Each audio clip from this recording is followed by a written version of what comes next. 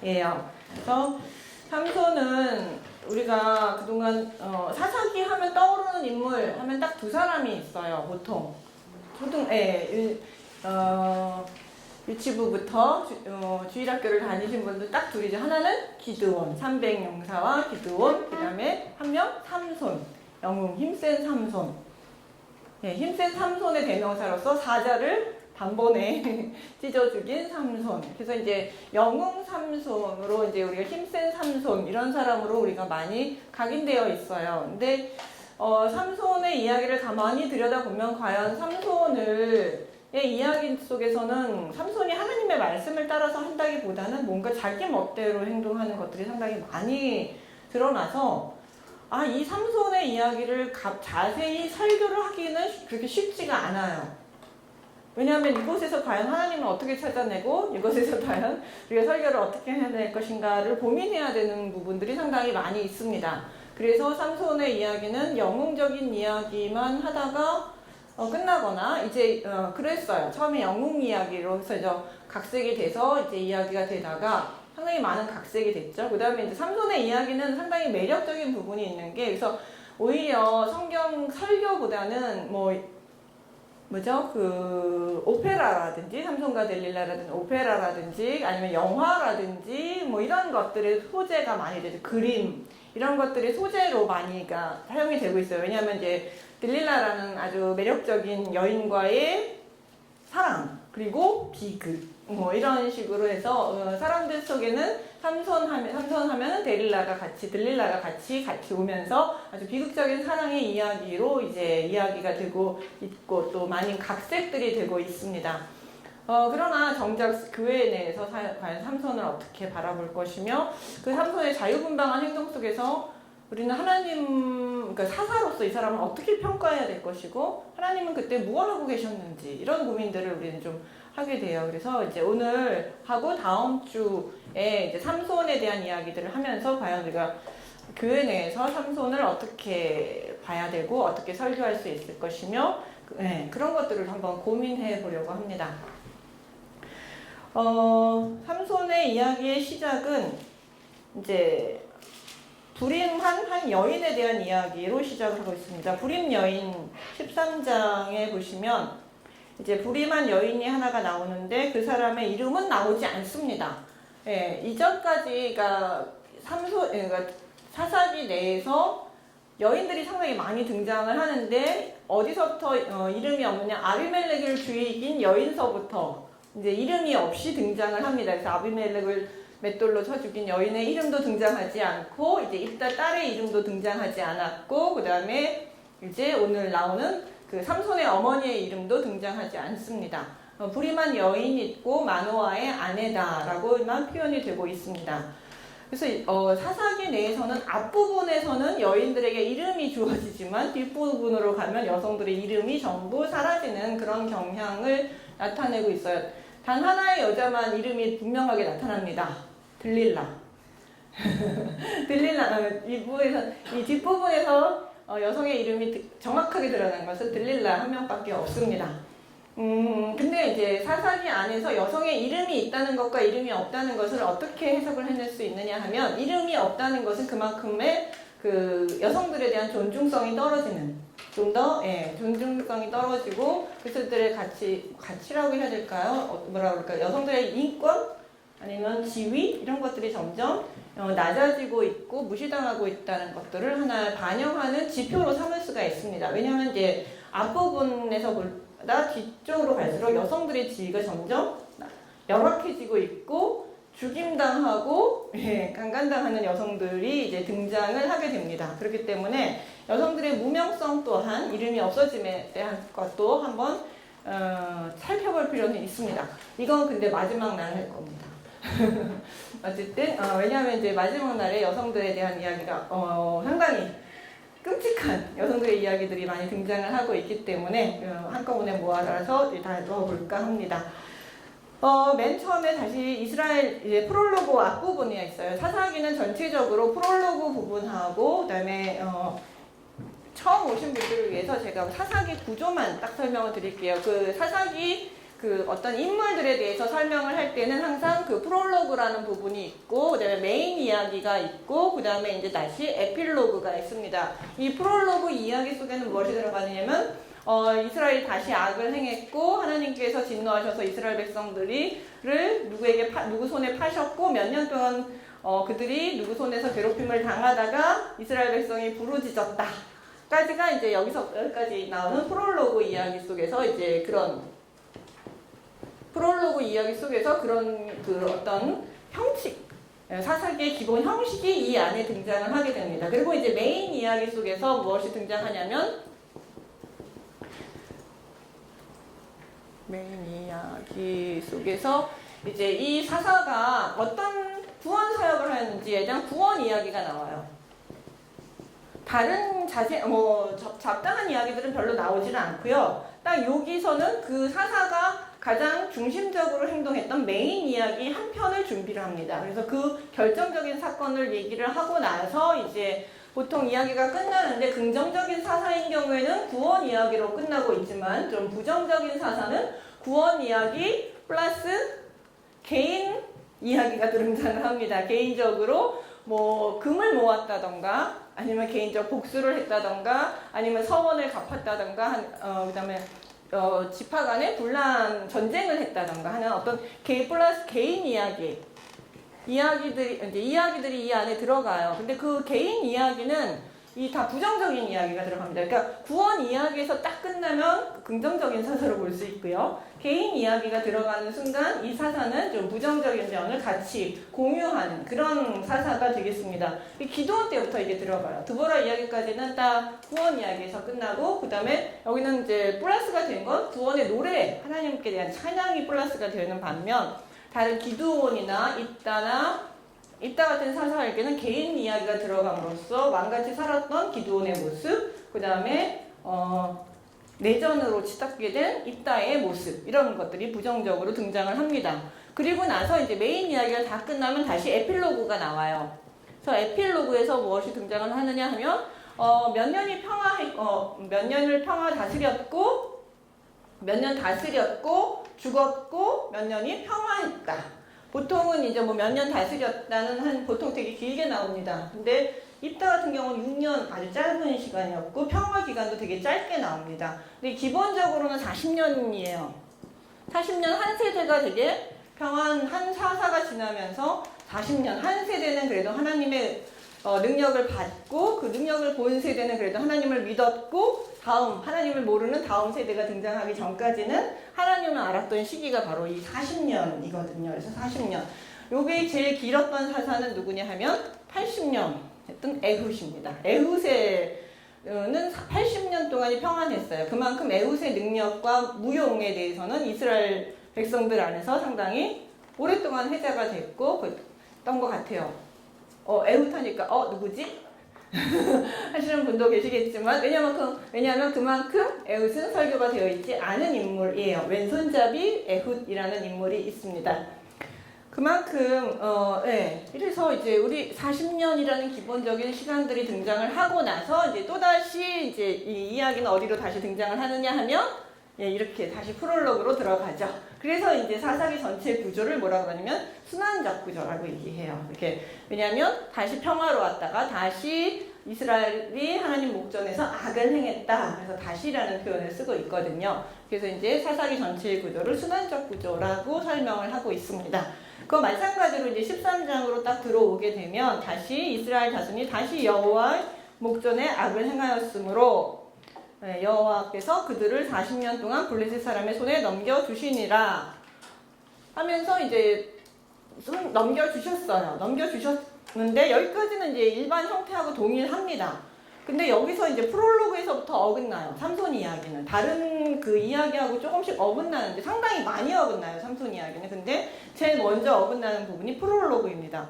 40년 동안을 넘겨주었어요. 근데 뭐가 없었냐면 그러니까 괴로워서 부르짖었더라라는 부르짖음이 없습니다. 부르짖음 자체가 없어요. 이게 그러니까 이건 무슨 얘기냐 하면 블레셋 사람들한테 지배를 받으면서도 이 사람들은 블레셋 지배를 당연한 걸로 여긴 거죠, 이제.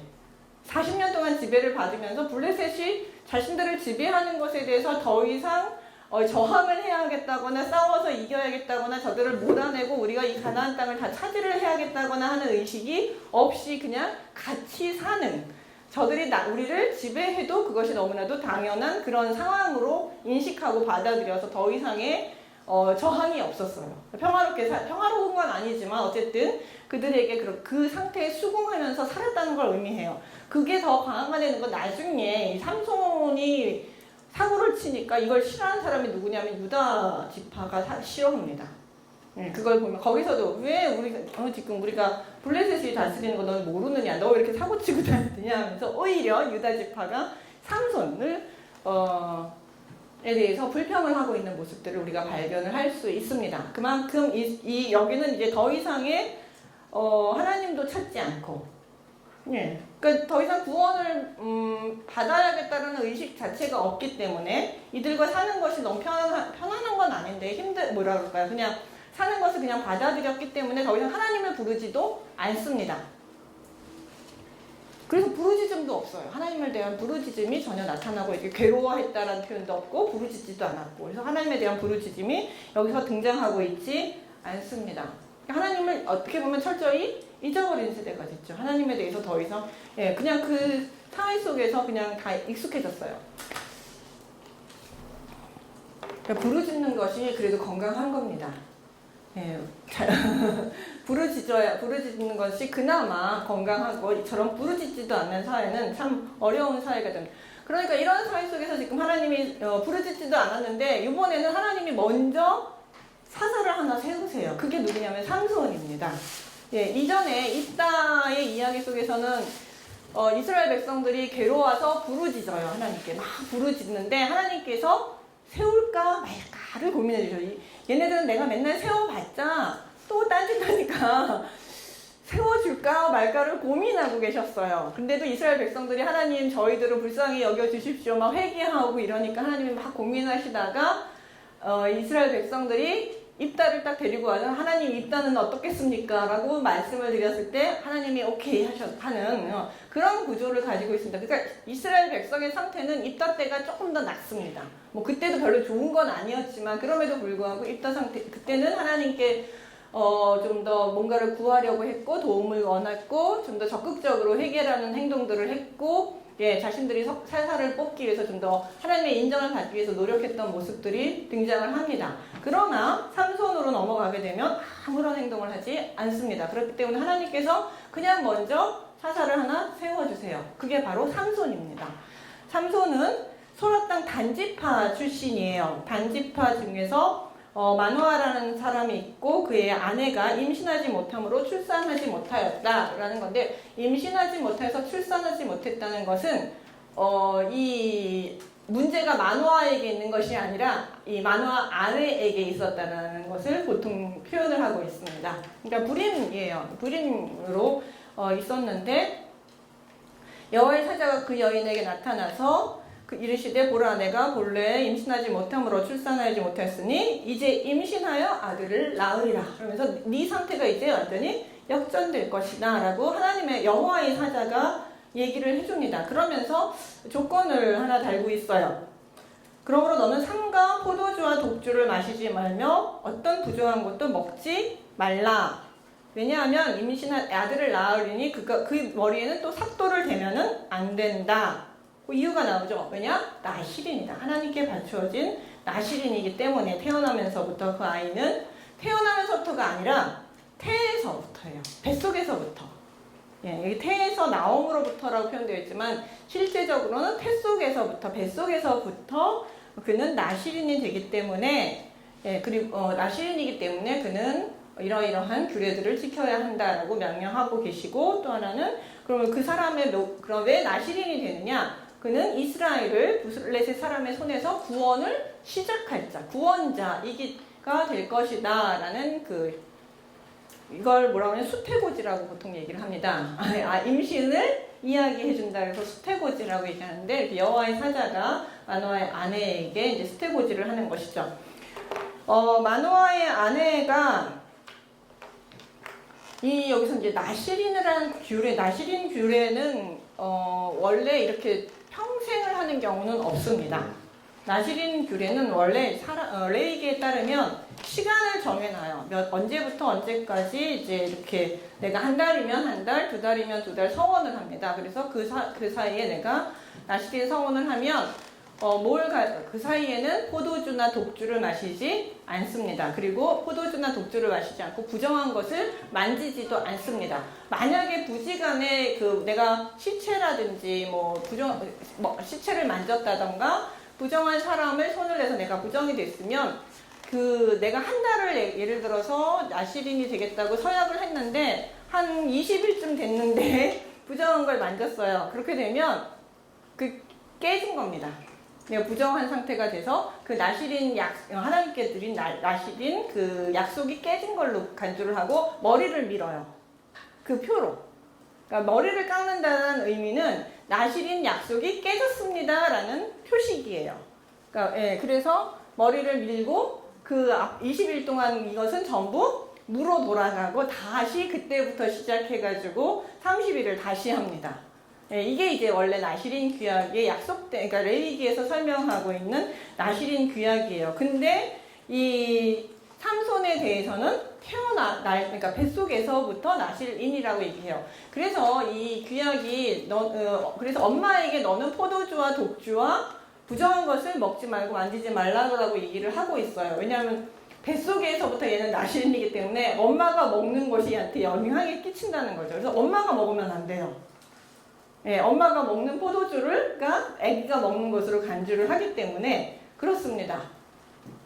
그래서 엄마한테 명령을 해요. 그래서 삭도를 대지 않는 것, 그러니까 그 포도주와 독주 부정한 걸 먹지 않는 것, 독주 마시지 않는 건 마노의 엄마에게, 그러니까 삼손의 엄마에게 주어진 약속, 금지 사항이고, 물론 이제 태어난 다음에는 이거는 이제 삼손이 지켜야 될 규례가 되긴 하지만 1차적으로는 엄마가 지켜야 될 규례입니다. 그래서 이제 이런 약속들을 그러면서 이 삼손 왜 나실인이냐, 하나님께 바쳐진 사람이냐, 그가 이스라엘을 구원할 자다라고 하면서 하나님이 아예 태어날 때부터 그를 나실인이라는 것은 하나님께 속한 자죠. 하나님께 선택된 자. 그래서 하나님 걸로 딱 규정을 합니다. 나중에 이제 알겠지만 이 삼손이라는 인물은 우리가 나중에 어떻게 평가해야 될까를 한번 생각을 해보는데 나중에 한번 좀 생각을 해보세요. 나실인이라는 것 자체가 삼손의 이야기를 풀어내는 가장 중요한 힌트가 되거든요. 과연 삼손이라는 인물을 어떻게 풀어야 될 것인가, 어떻게 봐야 할 것인가 라고 고민할 때 나실이라는 것이 가장 큰 힌트가 됩니다. 어쨌든 그가 나실인으로 태어날 거고 이스라엘을 블레셋 사람의 손에서 구원해낼 사람이다 라고 이제 여호와의 사자가 얘기해 주니까 마노아의 아내가 이걸 듣고 마노아에 가서 얘기를 해요. 그러니까 마노아는 그 사실을 듣고 그 사실을 듣고 나서 나한테도 다시 사자가 나타나서 나한테 직접 이야기를 해줬으면 좋겠다라고 얘기해서 못 믿죠. 자신의 아내의 말을 제대로 믿지 못합니다. 여기에 대해서 여러 가지 의견들이 있는데 사람들마다 마노아가 좀 더 신앙적으로 아이를 잘 키웠으면 좋겠다는 그런 긍정적인 마음에서 다시 자기가 들었으면 좋겠다라는 해석부터 아니면은 왜 하나님이 남자인 나한테 이 말씀을 하지 않으시고 아내한테 하셨지? 나한테도 말씀을 해주시길 원하신다는 남편의 질투로 해석하는 경우도 있고요. 근데 이제 마노아의 캐릭터를 이렇게 가만히 보면은 마노아는 신뢰성이 좀 떨어지는 인물이어서 마노아는 그 아내의 말을 잘 믿지 못했던 것 같습니다. 그러니까 여성의 말에 대해서 좀 가부장적 사고가 있었던 건지 아니면은 본래 의심병이 많았던 사람인지는 잘 모르겠지만 여성의 증언을 별로 신뢰하지 않는 인물로 좀 볼 수 있어요. 그래서 이제 다시 하나님의 사자라고 표현합니다. 분명히 본문에서는 여호와의 사자가 나타났는데 이 마노아의 아내가 마노아에게 전달할 때는 하나님의 사자가 나타났는데 저가 마치 여호와의 사자 같더라 이런 표현을 써요. 이건 뭐냐면 여호와의 사자는 천사입니다. 하나님의 사자는 선지자예요.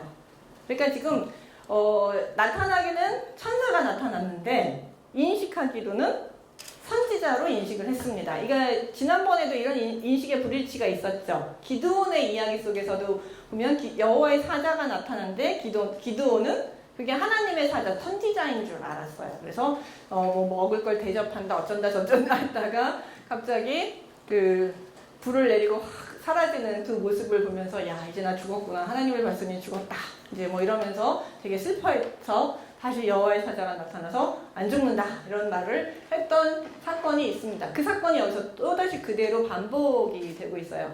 마찬가지로 여호와 하나님의 사자, 그러니까 즉 선지자가 와서 그렇게 이야기를 했다고 전달을 합니다. 그러니까 마노아가 다시 하나님께 기도를 합니다. 나에게 다시 나타나셔서 오셔서 하나님의 뜻을 알려주셨으면 좋겠다라고 하면서 기도를 이제 하게 되죠. 그 기도를 통해서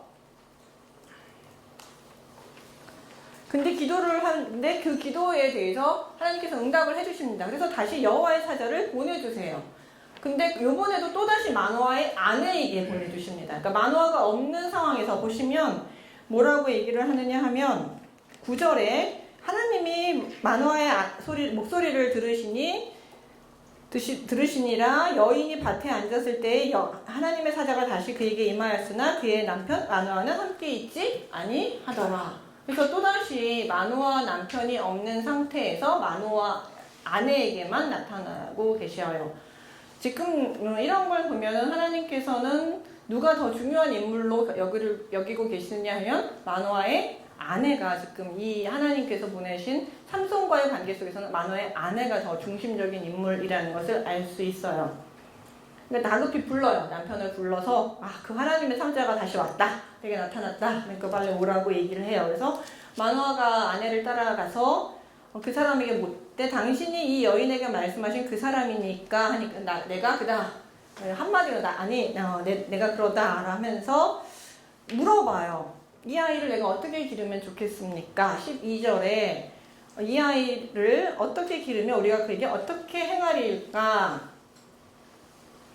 라고 물어요. 그러니까 마노아는 좀 더 자세히 자기가 좀 더 자신에게 자세히 말을 해줄 것을 원했고 자기는 무엇을 하면 좋을까를 이제 하나님께 물었는데 여호와의 사자가 마노아에게 이르되 내가 여인에게 말한 것들을 그대로 그가 다 삼가니 포도나무의 소산 먹지 말고 포도주와 독주 마시지 말고 어떤 부정한 것도 먹지 말고 명령한 것을 다 지킬 것이다 라고 해서 마노아의 아내에게 했던 말을 그대로 반복을 합니다.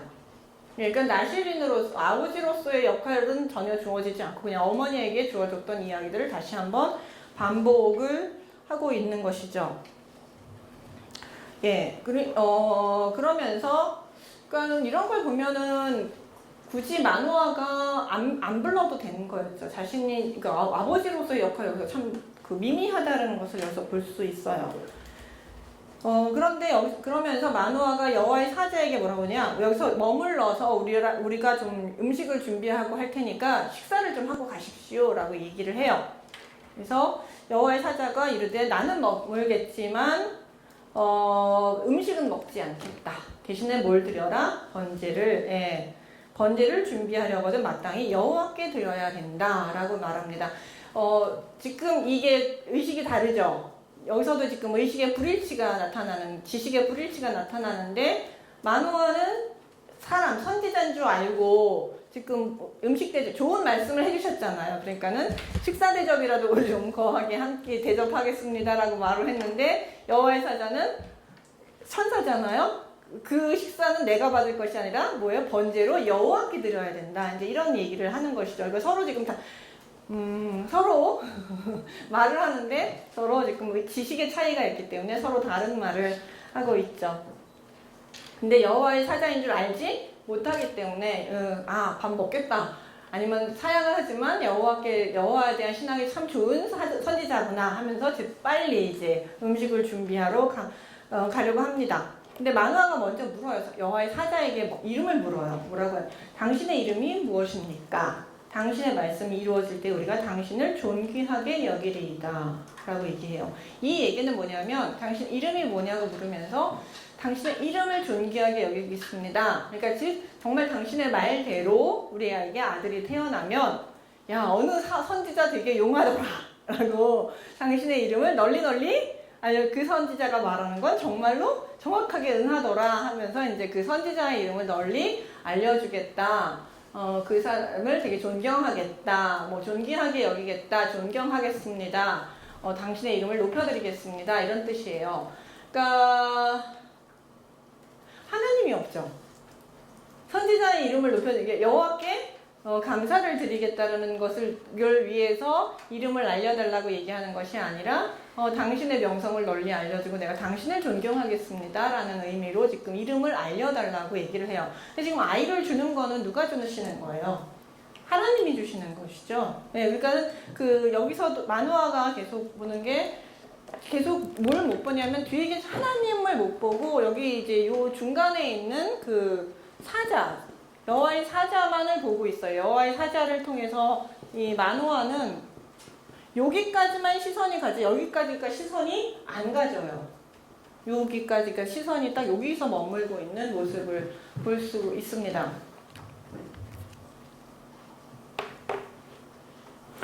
그런 질문을 이 여호와의 사자가 자기의 이름을 기묘자라고 대답을 해요. 기묘자가 어디서 나오는 이름이죠? 이사야서에 보시면 여호와의 이름을 뭐라고 얘기해요? 기묘라, 오사라라는 표현들이 나오죠. 시편에서도 나오고 이사야에서도 나오는데 이 기묘자라는 뜻은 원더풀이라는 거예요. 이게 기묘자, 놀라운. 그러니까 다른 말로 하면은 기적, 이적 이란 뜻이에요. 그러니까 이 놀라운 자, 원더풀 요거는 이적을 일으키는 자, 기적을 일으키는 자와 연결이 되는 단어인데 나는 기묘자라. 도대체 너희가 측량할 수 없는 놀라운 이적들을 일으키는 자다라는 이름으로 알려주십니다. 그러니까 이 이름을 딱 듣는 지금 이 이름은 뭘 가지고 있느냐 하면 이적을 일으키는 자. 그러니까 누구예요? 하나님의 여호와의 이름이죠. 여호와의 이름 중에 하나입니다. 그러니까 사자는 그 이름을 통해서 자신이 여호와의 사자라는 사실, 여호와께서 지금 말씀하고 계신다는, 왜 지금 그 여호와의 사자가 이름을 원더풀, 여호와의 이름으로 얘기하느냐 하면, 여호와의 사자는 누구의 말을 그대로 전달하는 사람이에요? 사람이 아니라, 존재. 하나님의 말씀과 하나님의 생각을 그대로 전달하는 자예요. 조금 더 빼거나 더하지도 않고 그대로 전달하는 자입니다. 그렇기 때문에 내 이름이 기묘자라고 얘기한 것은 지금 누구의 이름인 거예요? 하나님의 이름을 알려주고 있는 겁니다. 내가 놀라운 기적이다. 라고 이야기를 하고 있습니다. 그러고 나서 정말 그 이름을 그렇게 말씀하신 후에 마누아하고 그 아내가 이제 음식을 염소 새끼 한 마리를 잡아가지고 그다음에 이제 소제물이라고 하는데, 여기서는 이제 염소 새끼하고 소제는 전부 이게요 양식으로도 쓰일 수 있고 그다음에 제사용으로도 쓸 수 있어요. 근데 똑같이 왜냐면 소제는 밀가루 가루만을 가져온 게 아니라 밀가루를 여러 가지 조리법으로 다 조리한 것들을 전부 소제라고 할 수 있어요. 단 이스트, 누룩만 안 넣으면 됩니다. 누룩만 안 넣고 찌든지 굽든지 튀기든지 이런 모든 형태의 요리를 전부 소제라고 얘기를 해요. 그러니까 가루를 가져왔다기보다는 고기하고 빵을 만들어서 이제 지금 급히 들고 온 거죠. 그래서 제단을 여호와 앞에 그걸 이제 이렇게 여호와 앞에 제단을 놓고 먹게 이렇게 상에다 놓으니까 그게 이제 제단이 된 것이고, 여호와의 사자는 그것을 전부 불로 태우고 사라지죠. 하늘에서부터 불로 딱 태우면서 하늘로 사라지게 됩니다. 이 협동이 뭐라고 얘기하느냐 하면, 불꽃이 제단부터 하늘로 올라가 동시에 여호와의 사자가 제단 불꽃에 휩싸여 올라가는지라. 이 19절에 여호와께 드림에 이적이 일어난지라 라는 표현이에요. 이 이적이라는 단어하고요 기묘자라는 단어가 같습니다. 어근이. 그러니까는 기묘자가 자신이 신적 존재라는 것을 알려주기 위해서 이적을 베풀고 간 것이죠. 그러니까 기묘자라는 다른 말로 하면은 기적을 일으키는 자, 이적을 일으키는 자라고 이제 표현을 할 수가 있습니다. 그러니까 기묘자가 놀라운 이적을 베풀고 사라지게 됩니다. 이걸 보자마자 또 마노아의 반응 기억나시겠죠? 기도원과 똑같습니다. 야, 이거 우린 이제 여호와의 사자인 줄 그제서야 알고 나서 야, 우린 다 죽었다. 야, 하나님의 얼굴을 봤으니 우리는 다 죽으리라. 라고 이제 두려워 떱니다. 그때 그의 아내가 뭐라고 얘기하느냐 하면 여호와께서 우리를 죽이려고 하셨더라면 우리 앞에 나타나셔서 우리한테 뭐 아들이 태어난다든지 뭐 나실인이 될 거라든지 이런 말씀들을 하셨겠느냐는 거죠. 그렇지 않을 거라는 거죠. 우리에게 나타나셔서 이런 말씀들을 한 거 보니까 죽지 않을 것이다 라고 이야기를 합니다. 이걸 보면 마노아보다는 마노아의 아내가 좀 더 지혜롭고 상황 판단이 훨씬 빠르다는 것을 알 수 있습니다. 전체적으로는 왜 여호와의 사자가 마노아의 아내에게 나타났고 마노아에게 나타나지 않았는지에 대한 인식들이 좀 더 마노아는 좀 신뢰성이 좀 떨어져요. 그리고 마노아 아내가 훨씬 신뢰성을 가지고 있는 인물이라는 것을 알 수 있습니다. 요즘은 다 그렇게 봅니다. 예전에는 이제 이런 부분에 대해서 불편했는데 요즘은 그렇게 다들 보고 있습니다. 그리고 여인이 이제 24절에 보면 아이를 낳습니다. 아이를 낳고 그 아이 이름을 삼손이라고 합니다. 성경에 보면 엄마들이 보통 아이의 이름을 짓죠. 그래서 엄마가 아이의 이름을 삼손, 작은 태양이라는 데 슈무쉬에다 온 붙여놓으면 슈무쉬가 그 해이고 거기다 온이라는 그걸 붙이면 작은이라는 의미를 가져요. 그래서 삼손의 이름은 작은 태양이라는 뜻을 갖고 있어요.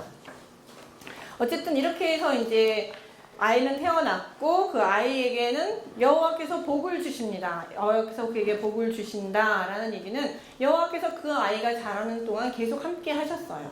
그 아이에게 잘 자랄 수 있도록 건강하게 자랄 수 있도록 여호와께서 그와 함께 하셨고 그 다음에 소라와 에스디올 사이에 마하나단에 여호와 영이 그를 움직이기 시작한다. 그래서 이제 어느 정도 장성한 뒤부터 여호와의 영이 이제 그를 움직이기 시작하는 그 시점이까지 오게 됩니다.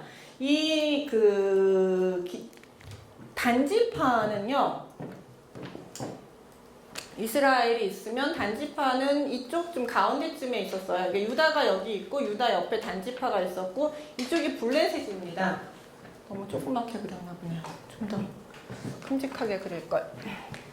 항상 지도를 제가 조그맣게 그려서 이렇게 팔레스타인 지역이 있으면 유다 지역이 요 밑에쯤 이렇게 돼 있죠. 그럼 단지파가 이쪽쯤에 있고 블레셋이 이렇게 있어요. 그러니까 단지파하고 블레셋은 사실은 블레셋이 약하면 단지파가 강하게 되고 그 다음에 단지파가 약해지면 블레셋이 여기를 다 점령하고 그래서 이렇게 되어 있는 구조가 있는데 나중에 블레셋은 사실 단지파 이쪽 사람들은 그래서 이 블레셋을 견디다 못해서 이제 이주를 하게 돼요. 이주를 하고 이 삼손 당시에는 이미 이주를 한 상태예요. 그래서 이 단지파 요 지역에는 대부분의 많은 사람들이 이주를 했고 지금 여기에는 소수의 사람들이 어느 정도 소수의 사람들이 이 지역에 남아있던 그런 상황입니다. 역사적으로 보면. 근데 이제 그 단지파 이주 사건은 뒤에 이제 18장에 나오기 때문에 18장에 나옵니다. 그러면서 이 단지파하고 사실은 그 블레셋하고는 바로 붙어 있기 때문에 서로 맨날 세력 싸움을 하고 있습니다. 그래서 단지파는 늘 블레셋하고 경쟁 관계 속에 있어요. 그래서 14장부터 들어가면 단지파에서 이제 삼손이 크게 됩니다. 삼손이 다 커서 이제 소라, 에스디올, 이쪽이 이제 소라, 에스디올이 이쪽 지역이거든요. 이쪽 지역인데, 단지파 이쪽 지역이거든요. 이쪽 지역에서 이제 삼손이 성장을 하게 되는 것이죠. 삼손이 다 성장을 했습니다. 그래서 14장으로 딱 들어가면서 삼손이 이제 성장을 합니다. 근데 삼손이 제일 먼저 하나님의 여호와의 영이 움직였다라고 하니까 이제 드디어 여호와의 영이 삼손에게 임하고 사사로서의 어떤 공식적인 활동을 우리가 이제 시작한다라는 어떤 의미로 우리가 받아들일 수 있습니다. 왜냐하면 다른 사사들 보시면 어때요? 여호와의 영이 임하면서 그가 사사로서 그냥 강력한 어떤 무력을 가지면서 이스라엘을 구원하는 일들을 했거든요. 그러니까 여호와의 영이 그를 움직이기 시작했다라고 말을 하니까 드디어 삼손이 구원자로서의 어떤 역할을 시작하겠구나라고 우리는 모두 기대를 하는데 삼손이 시작하면서 제일 먼저 한 일은 딥나, 블레셋 땅입니다. 블레셋으로 가서 거기서 블레셋 사람의 딸 중에서 한 여자를 보고 이제 보통 이제 블레셋 지역 내려가다라는 표현들을 되게 많이 쓰는데요. 이건 왜 그러냐면 이스라엘 지형 자체가 이쪽이 요 가운데 산악 지역입니다. 그리고 블레셋은 해변 지역이 있어요. 그래서 블레셋 지역은 해변 지역이고 이 이스라엘 지역은 이쪽 산악 지역에 있기 때문에 항상 이스라엘 지역에서 블레셋 쪽으로 가려면 내려가야 돼요. 그리고 블레셋 사람들은 이스라엘 치기 위해서 항상 거기서 이렇게 거꾸로 올라와야 되는 그런 지형적 구조를 가지고 있기 때문에 블레셋으로 갈 때는 항상 이제 내려가다라는 표현, 블레셋과 전쟁할 때는 내려가다라는 표현들을 많이 쓰고 있습니다. 근데 제일 먼저 한 게 블레셋 사람의 딸 중에서 한 여자를 봤어요. 한 여자를 딱 보고, 딱 여자를 보고 올라와서 자기 부모에게 이르기를 내가 딥나에서 블레셋 사람의 딸들 중에서 한 여자를 보았사오니 이제 그를 맞아야 내 아내로 삼게 하소서라고 이야기를 하고 있어요. 우리는 삼손이 뭔가 영웅적인 일을 할 것을 기대했는데 그것이 아니라 절 먼저 시작한 일은 이방 여자, 그것도 블레셋 여자랑 내가 결혼을 하겠습니다 라고 얘기를 하는 것이 첫 번째 그 사람의 일성이었어요. 그래서 그러니까 그 부모가 듣고 나서 얼마나 기가 막혔겠습니까? 기가 막히죠. 그러니까 반대를 해요. 내 형제들 딸들 중에서 내 백성 중에 어찌 여자가 없어서 내가 할례받지 아니한 블레셋 사람. 이 할례받지 아니한 블레셋 사람이라는 표현은 상당히 블레셋에 대해서 모욕적으로 아니면 하대하는 표현입니다. 그래서 이게 나중에 어디서 많이 나타나느냐 하면 할례받지 않은 블레셋 사람이라는 표현을 사울도 한번 쓰고 그 다음에 다윗도 쓰죠. 다윗이 골리앗을 죽일 때 할례받지 않은 블레셋 사람이 여호와를 함부로 말하는 것에 내가 참지 못하겠다. 더 이상 참지 못하겠다고 하면서 이제 골리앗을 죽였고 사울도 이제 할례받지 않은 블레셋 사람이 자기를 죽이는 것이 자기 싫기 때문에 네가 죽여라 달라라고 하면서 자기 무기든 자에게 부탁을 했었어요. 그만큼 그 할례받지 않은 블레셋 사람이라는 것은 이스라엘 사람들이 블레셋 사람들을 경멸할 때 사용하는 표현입니다. 그러니까 이 표현 자체도 되게 블레셋에 대해서 경멸적인 표현을 사용하고 있는 것이죠. 그러나 삼손이 그의 아버지에게 이르되 여자를 좋아하오니 나에게 그 여자를 오소서. 그래서 여자를 좋아한다라는 표현이 뭐냐면 3절에서 보면 내 눈에 보기 좋사오니예요. 내 눈에 보기 좋습니다. 내 눈에 보기. 나중에 이제 이 표현이 어디로 넘어가느냐면 사사기 뒤쪽에서 보면 자기의 소견에 옳은 대로 행하였더라 라는 표현이 나오죠. 요거하고 동일한 표현이에요. 그러니까 내 눈에 보기 좋다라는 것, 자기의 소견에 옳은 대로 행하였더라 라는 것과 동일한 표현인데 사사기 내에서 이제 자기 의견은 뭐냐면 내 마음대로 한다는 뜻이죠. 내 하나님의 기준이 아니라 기준 자체가 이제 내 자신이 되고 내 마음대로 하겠다라는 것이죠. 그러니까 이 시작점이 누구냐면 삼손이에요. 그러니까 자기 보기에 자기 소견에 옳은 대로 행하였더라라는 그 사사기를 사사기의 어떤 영적 파탄의 가장 대표적인 문구인데요. 그것을 시작한 사람이 바로 삼손입니다. 그러면서 내 눈에 보기 좋사오니 나는 결혼하겠습니다. 그게 이제 3절뿐만 아니라 7절에 또 나와요. 그 여자가 삼손의 눈에 들었더라. 이것도 마찬가지로 삼손의 눈에 보기 좋았다. 이렇게 표현되어 있어요. 여호와 보시기에 좋았던 것과 다르게 삼손은 자기 눈에, 그러니까 여기서도 여호와의 눈과 상관없이 자기 눈에 보기 좋은 대로 이제 처음부터 그렇게 행동을 하고 있어요. 아버지의 그 말이 맞죠. 왜냐하면은 사사기 맨 앞부분에서 이스라엘 백성들이 하나님한테 그 복임에서 하나님이 말씀하셨을 때 네가 이방 사람들과 언약을 맺는다라고 하면서 이방 사람들과 우상도 숭배하고 있고 이방 사람들과 언약을 맺는다라고 얘기를 하고 있어요. 그리고 그 비난을 받을 때 혼날 때 이방 사람들의 결혼 문제가 분명히 언급이 되고 있습니다. 딸을 주고 거기서 자식들을 데려오고 하는 그런 어떤 결혼 문제들에 대해서 분명히 언급을 하고 있거든요. 그 부분에 대해서 부정적인 죄로, 잘못된 행동으로, 부정적인 맛으로 언급을 하고 있습니다. 근데 삼손은 그래서 아버지가 이방 여인과의 결혼을 금지를 하고 안 된다라고 얘기를 하는데, 그럼에도 불구하고 자기는 내 눈에 보기 좋사오니 내 맘대로 제가 하겠습니다 라고 지금 주장하고 있어요. 그러니까 우리가 생각했던 삼손의 모습하고 기대했던 어떤 사사의 모습이 전혀 아니라 하나님의 뜻과 관계없이 자기 뜻대로 살려고 하는 어떤 사사의 모습을 여기서 보여주기 시작합니다. 그러니까 조화원이 나를 위하여 그 여자를 데려오게 하소서. 여기서 이제 말은 우리나라 말은 좀 점잖게 번역을 했어요. 데려오게 하소서. 뭐 이런 좀 아버지에게 좀 이렇게 요청하는 듯하게 하지만 히브리 본문을 보면 데려오라 명령문입니다. 그러니까 거의 아버지에게 데려와라 뭐 이렇게 얘기하는 거니, 그러니까 뭘 하고 있는 거예요? 아들이 아버지에게 데려오지 않으면 내가 죽겠다는 식으로 거의 완전히 땡깡을 쓰고 있는 그런 모습들로 등장을 합니다. 그러니까 그래서 막 명령형을 써요. 그러니까 아버지가 얘가 이렇게 땡깡을 쓰니까 이제 아버지가 결국 이제 삼손의 말을 들어줍니다. 근데 이제 4절에 보시면 이게 이제 우리나라 말 번역하고 히브리어 번역이 제일 틀린 부분 중에 하나인데요.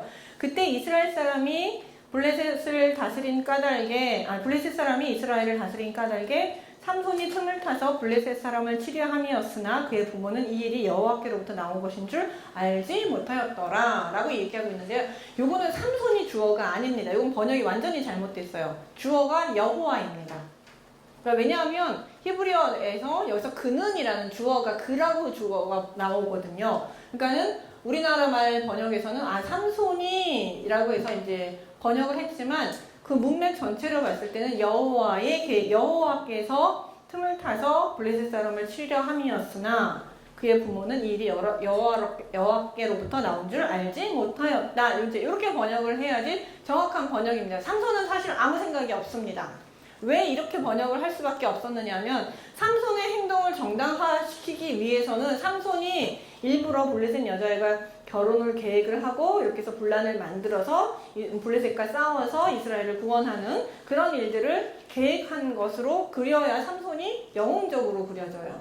그렇지 않고서는 삼손의 그 행동을 영웅적으로 도저히 그려낼 수가 없어요. 그쵸?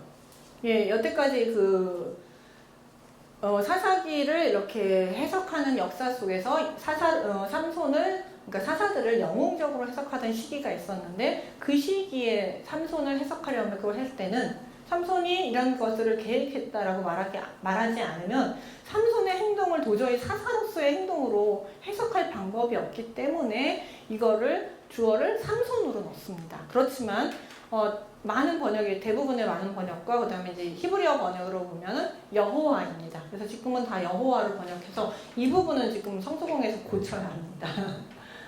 건의가 들어갔을 때인데 아직도 안 고쳐지는 건 왜 이제 이렇게 되면 왜 이 부분이 됐냐면, 여기서 이제 삼손의 이야기를 해석하는 틀이 나타납니다.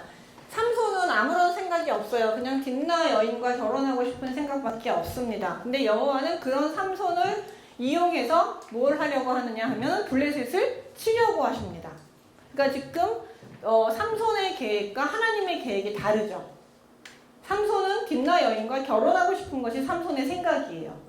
근데 하나님은 그런 삼손을 이용해서 뭘 하시려고 하냐면 블레셋을 치기를 원하세요.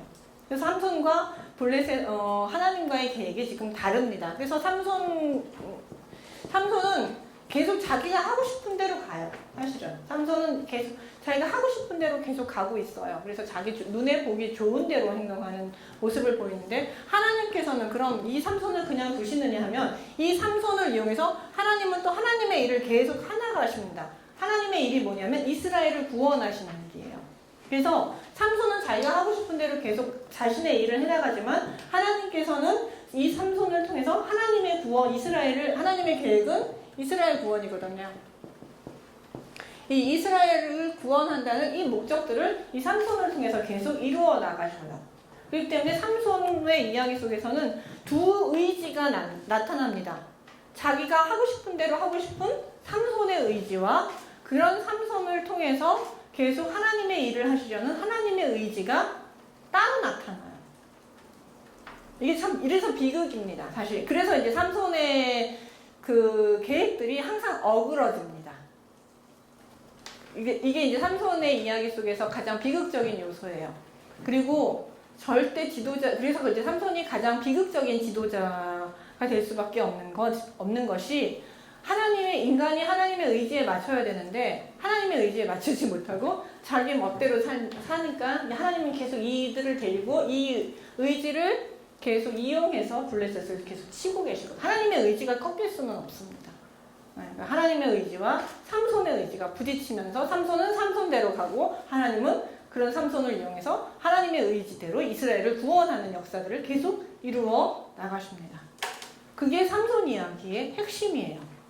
그러니까 여기까지 들어오면 사실 삼손 이야기는 다 해결이 됐다고 그 이야기를 이렇게 삼손 이야기를 해석할 수 있는 키를 준 게 바로 그 14장 4절입니다. 14장 4절이 바로 틈을 타서 하나님께서 그래서 이게 어떻게 되냐면 삼손하고 블레셋 사이에 틈이 생겨요. 틈을 만들고 그 틈을 이용해서 하나님께서 계속 블레셋을 치십니다. 틈이라는 게 되게 중요해요. 여기서.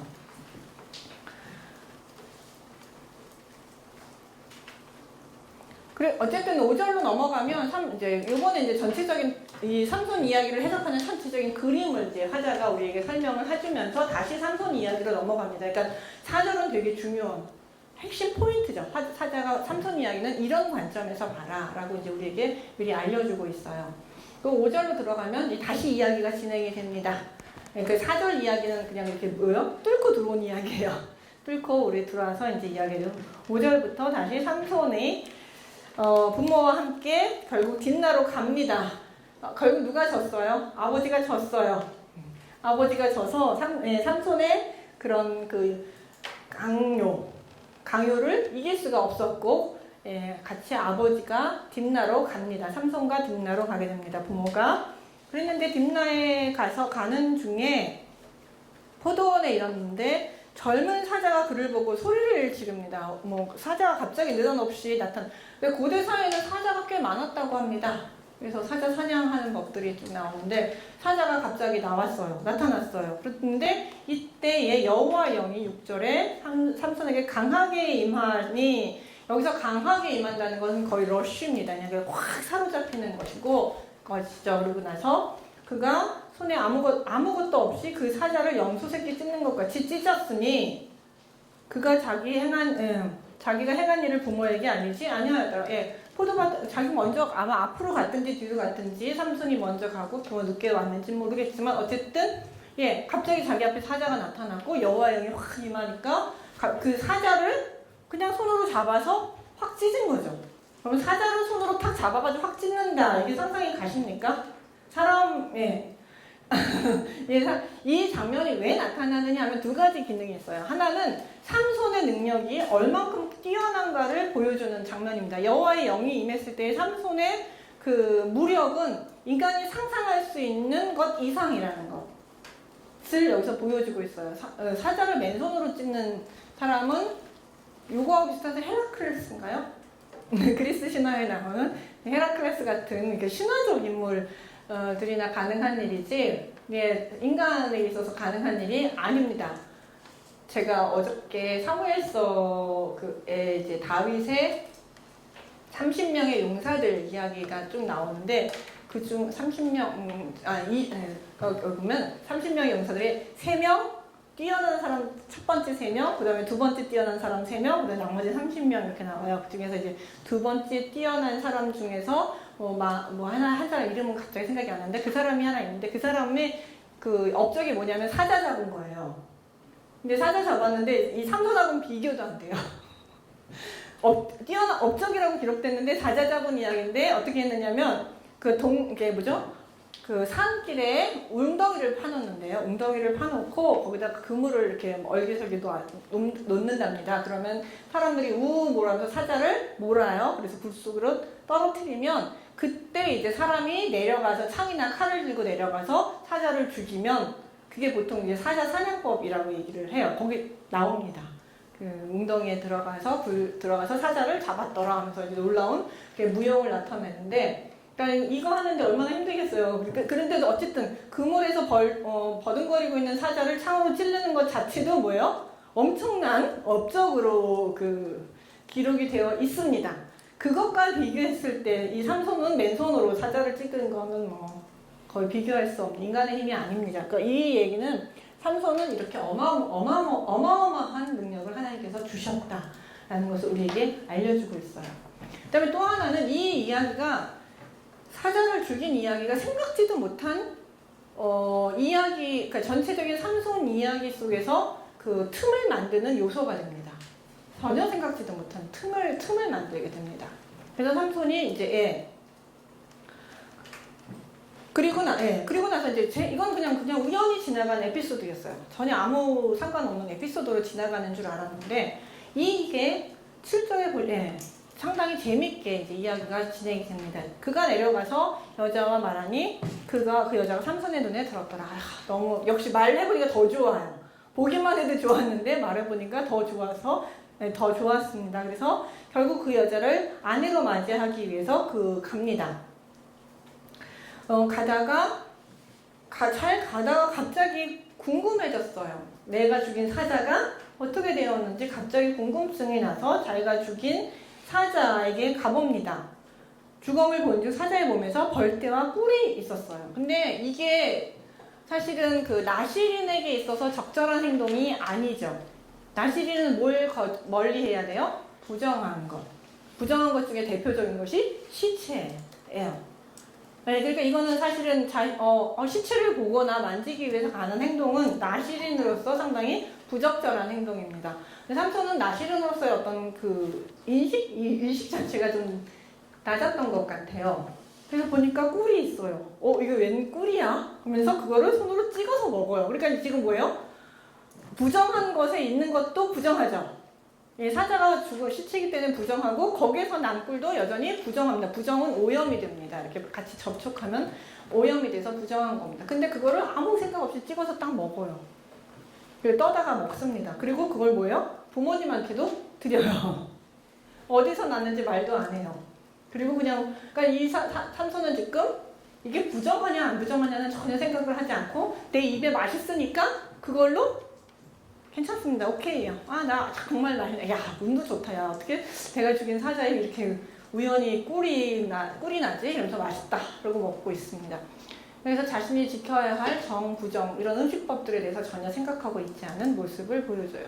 이런 삼손의 모습은 사실 누구를 지금 계속 상징하냐면 이스라엘의 모습을 상징하고 있습니다.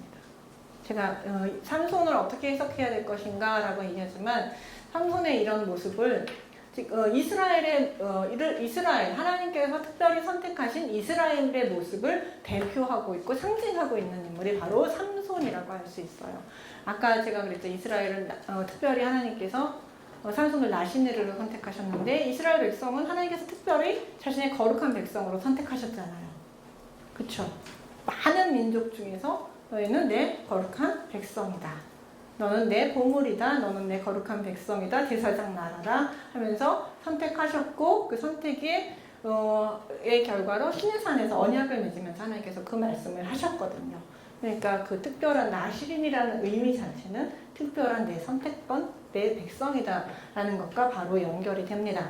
그리고 이 삼손에게 이런 큰 능력을 주셨다는 건, 하나님이 이스라엘이 모든 전쟁에서 사자뿐만 아니라 엄청나게 다 이기게 하셨잖아요. 그런 이런 힘도 이스라엘에게는 있습니다. 근데도 이 힘을 가지고 어떤 하나님의 뜻을 행하려는데 전혀 사용하지 않고 있는 그런 삼손의 모습을 지금 보여주고 있어요. 먹는 것도 아무거나 먹어요. 부정한 거 그러니까 음식법이 있어서 정부정. 왜 얘는 정하고 부정한 걸 만들어냈느냐? 이제 레위기를 하시는 분들이 요즘 많아지셔서 여러분들이 많이 아실지 모르겠지만, 음식법 정부정법을 만들어 놓은 거는 이 원리가 똑같습니다. 열방 중에서 이스라엘을 선택하셨어요. 그 많은 열방 중에서 이스라엘을 선택하셨어요. 거룩하게. 마찬가지로 모든 음식 중에서 정한 것만 먹어야 됩니다. 요것과 원리가 같습니다. 그러니까 다른 것들이 부정하거나 나빠서가 아니라 그냥 하나님 보시기엔 다 선했어요. 피조물 자체가 선했기 때문에 다 괜찮았지만 그럼에도 불구하고 너는 열방 중에서 선택한 특별한 민족이니까 모든 것 중에서 내가 정하다고 생각하는 지정한 것만 먹어라 예요. 왜냐? 네가 열방 중에서 선택한 거룩한 백성이라는 것을 날마다 먹으면서 기억해놔요. 이걸 딱 보면서 돼지고기를 딱 보는 순간 이건 먹으면 안 돼. 왜? 나는 하나님이 먹지 말라고 하셨어. 나는 왜? 하나님의 거룩한 백성이기 때문이야. 라는 것이죠.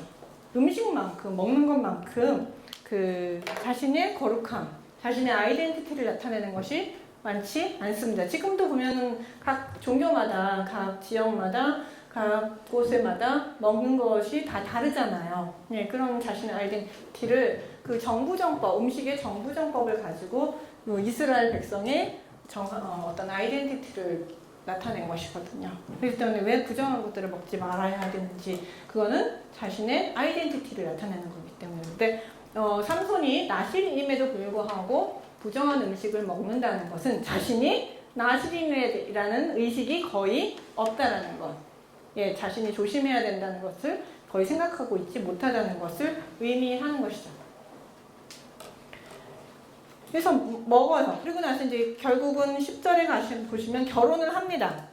그래서 삼손의 아버지가 여자에게로 내려가고 삼손이 거기서 잔치를 베풀고 하니 청년들은 이렇게 행하는 풍습이 있더라. 그래서 잔치는 술잔치입니다. 미시타라고 해가지고 술을 마시는 잔치예요. 그리고 여기서도 보면 삼손이 그 잔치를 할 때 삼손은 안 마셨을까요?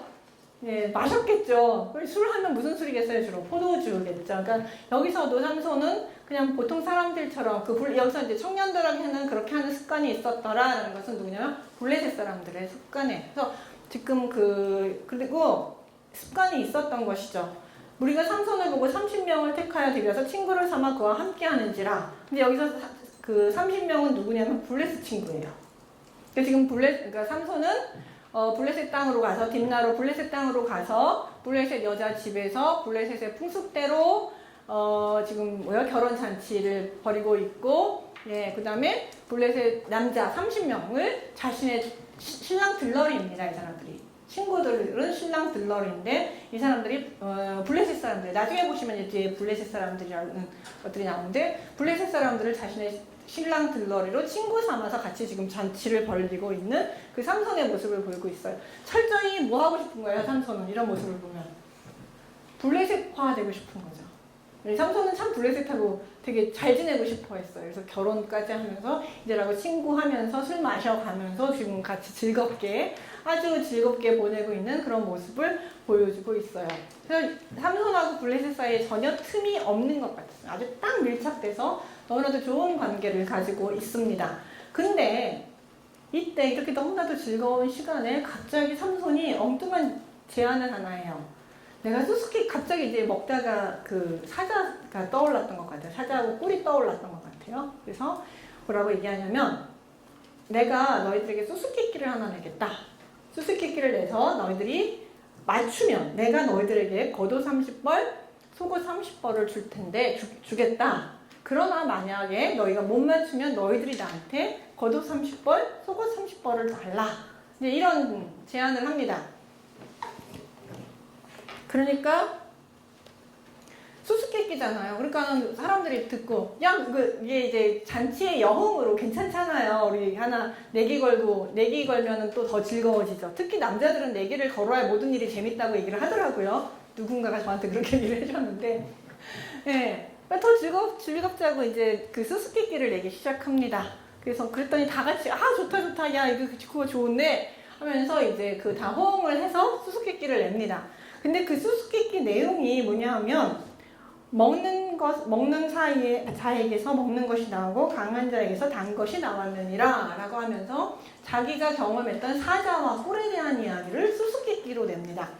여러분 나눠두신 그 강의 안에 보시면 삼손이 그 수수께끼 낸 히브리어를 제가 써놓고 거기다가 한국말로 써놨죠. 히브리어를 못 읽는 사람들을 위해서 일부러 요거는 내놨어요. 왜냐하면 삼손이 낸 것이 단순하게 뜻만 좋은 뜻이 아니라 언어 음성학적으로 두음법이 정확하게 맞아떨어져요. 한번 읽어보시면 매, 오칼, 야자, 마칼, 우, 마치, 야차, 마토크. 이응, 미음, 이응, 미음, 이응, 미음, 이응, 미음. 그렇죠? 읽어보시면 어때요? 매, 하, 오칼, 야자, 마칼, 우, 마치, 야자, 마토크. 그래서 우, 이응, 그러니까 두음이 맞죠? 예, 이응, 미음, 이응, 미음, 이응, 미음, 이응. 두음이 정확하게 잘 맞습니다. 그러니까는 삼소는 머리도 좋아요. 삼소는 힘만 센 그 멍청이가 아니라 이렇게 뭐죠? 음률을 맞춰가면서 수수께끼를 낼 수 있을 정도의 상당한 지적 능력을, 상당히 머리가 좋은 인물인 것을 알 수 있어요. 그래서 이제 자기 경험을 따라서 문제를 냈습니다. 근데 이 문제가 이제 사단이 납니다. 문제가 심각해지게 됩니다. 왜냐? 이 문제는 사실은 삼손의 개인적 경험에서 나온 수수께끼이기 때문에 아무도 맞출 수가 없는 문제예요. 그러니까 그러다 보니까 이 블레셋 사람들이 이게 뭐야? 여태까지 듣도 보도 못했던 수수께끼가 갑자기 나왔으니까 블레셋 사람들은 당황하기 시작하고 이것을 기를 쓰고 맞춰야겠다고 생각하면서 블레셋 삼손의 아내를 핍박하기 시작합니다. 그러면서 이제 삼손의 결혼이 갑자기 평탄치 못한 그런 결혼으로 넘어가게 됩니다. 잠깐 쉬어. 네, 이제 삼손하고 딥나 여인과의 결혼은 삼손과 블레셋과의 결혼이에요. 그러니까는 틈이 없죠. 결혼이라고 하면 부부가 한 몸을 이룬다 해가지고 전혀 틈이 없이 딱 붙어있는 어떤 그런 모습들로 상징이 돼요. 근데 그 사이에 틈이 생긴 게 바로 뭐냐면 갑자기 나타난 수수께끼예요. 사실 웃자고 시작하고 즐기자고 시작했던 이 수수께끼가 뜻하지 않게 삼손과 블레셋 사이에 틈을 만들어주기 시작합니다. 왜냐하면 블레셋 사람들이 이제 여기서 보면 날짜들이 되게 좀 복잡하게 나타나는데 일곱째 날에 이르러 그들이 삼손의 아내에게 이르되 너는 내 남편을 남편에게 깨어 그 수수께끼를 우리에게 일러달라 하라. 그렇지 않으면 너와 내 아버지의 집을 불사르리라 하면서 갑자기 엄청나게 무서운 이야기를 해요. 왜냐하면 너희가 우리의 소유를 빼앗고자 하여 우리를 청한 것이 아니냐, 그렇지 아니하냐, 막 그러면서 야 너네들 지금 우리 재산 뺏기 위해서 일부러 불러낸 거 아니냐, 이런 수수께끼 남편이랑 작당해서 이런 어려운 수수께끼를 내서 너희들이 작당한 거 아니냐, 뭐 이런 혐의까지 씌워가면서 찬성은 자기네들이 해놓고서 지금 이제 불리하니까 이런 이야기들을 하면서 이제 갑자기 불사르겠다고 협박을 하기 시작합니다. 그리고 이제 블레셋 사람들이 아내를 이렇게 협박을 하고 이런 협박을 들은 아내는 어떻게 되냐면 삼손의 아내가 그의 앞에서 울며 이르기를 당신이 나를 미워할 뿐이요 사랑하지 아니하는도다. 우리 민족에게 수수께끼를 말하고 그 뜻을 내게 알려주지 아니하였도다 하는지라. 이게 무슨 소리인지 아시겠죠? 이게 이제 남편에게 그 수수께끼의 그 답을 알아내기 위해서 무슨 전법을 쓰냐면 눈물. 네, 남자들이 가장 여자들에게 약하다는 것이 눈물이라고 그러더라고요. 저는 제가 여자니까 그건 잘 모르겠지만 어쨌든 이제 눈물로써 이제 호소를 하면 남성들이 제일 약한 부분이 거기라고 해요. 눈물로 호소하면서 당신 날 사랑하는 게 아니야. 답을 나한테 안 알려주다니 어떻게 이럴 수가 있어. 날 사랑한다면 답을 알려줬어야지. 이러면서 이제 그 남편에게 이것도 이제 강요죠. 강요를 답을 알려달라고 강요하기 시작을 합니다. 그 삼손은 어떻게 내가 이건 나의 부모에게도 알려주지 않았다. 그런데 당신한테 어떻게 알려줄 수 있겠느냐 하면서 버텨요. 버티는데 버티다가 마지막 날 버티지 못합니다. 그리고 그러면서 왜냐하면 7일 동안 그들이 잔치할 때 그의 아내가 그 앞에서 울며 그에게 강요하였으므로 7째 날에는 그가 그의 아내에게 수수께끼를 알려주게 됩니다. 그러니까 내내 일주일 동안 잔치하는데 일주일 잔치 내내 아내가 왜 나한테 답을 안 알려주느냐고 이러면 당신 나를 사랑하는 게 아니라고 하면서 울고 하면서 하는데 당연할 수가 없겠죠. 결국 삼손은 이 수수께끼의 답을 아내에게 알려주게 됩니다. 그러니까 사실은 이 수수께끼 때문에 신혼여행은 얼마나 즐거워야 합니까? 아내와 알콩달콩 즐겁게 지내도 부족할 그 시간에 아내와 계속 삼손은 뭘 해야 돼요? 실갱이를 해야죠. 답을 알려주라 안 주라. 왜냐면 여자 입장에서 지금 되게 절박해요. 아내 입장에서는. 이걸 못 알아가면 예, 이 블레셋 동족들이 자기와 자기 아버지 집을 불태워 죽이겠다고 지금 이야기를 하고 있어요. 이게 지금 여자 입장에서는 단순한 사랑의 정도 문제가 아니라 지금 삶과 죽음의 문제와 연결된 아주 절박한 문제였고, 그만큼 아내는 이 삼손을 들볶을 수밖에 없었죠. 예, 막 강요할 수밖에 없었고, 결국 삼손은 이기지 못하고 답을 알려주게 됩니다. 근데 삼손은 여자에게 약해요. 이것뿐만 아니라 요 패턴이 그대로 가는 게 들릴라 이야기에서도 바로 요 패턴이 그대로 갑니다. 예. 그래서 결국은 다 알려줬고, 그래서 즐거워야 될 신혼인 일주일이 거의 답을 알려주느니 마느니 울고불고 싸우고 하면서 그 시간이 지나갑니다. 그러니까는 부부가 완전히 하나가 되지 못했죠. 그리고 여기서도, 그리고 이제 또 하나는 이 삼손과 딥나 여인과의 관계 속에서 보면, 이 딥나 여인은 남편과 하나 되지 못했어요. 남편을 온전히 믿지 않았어요. 사실은 누구 쪽이었어요?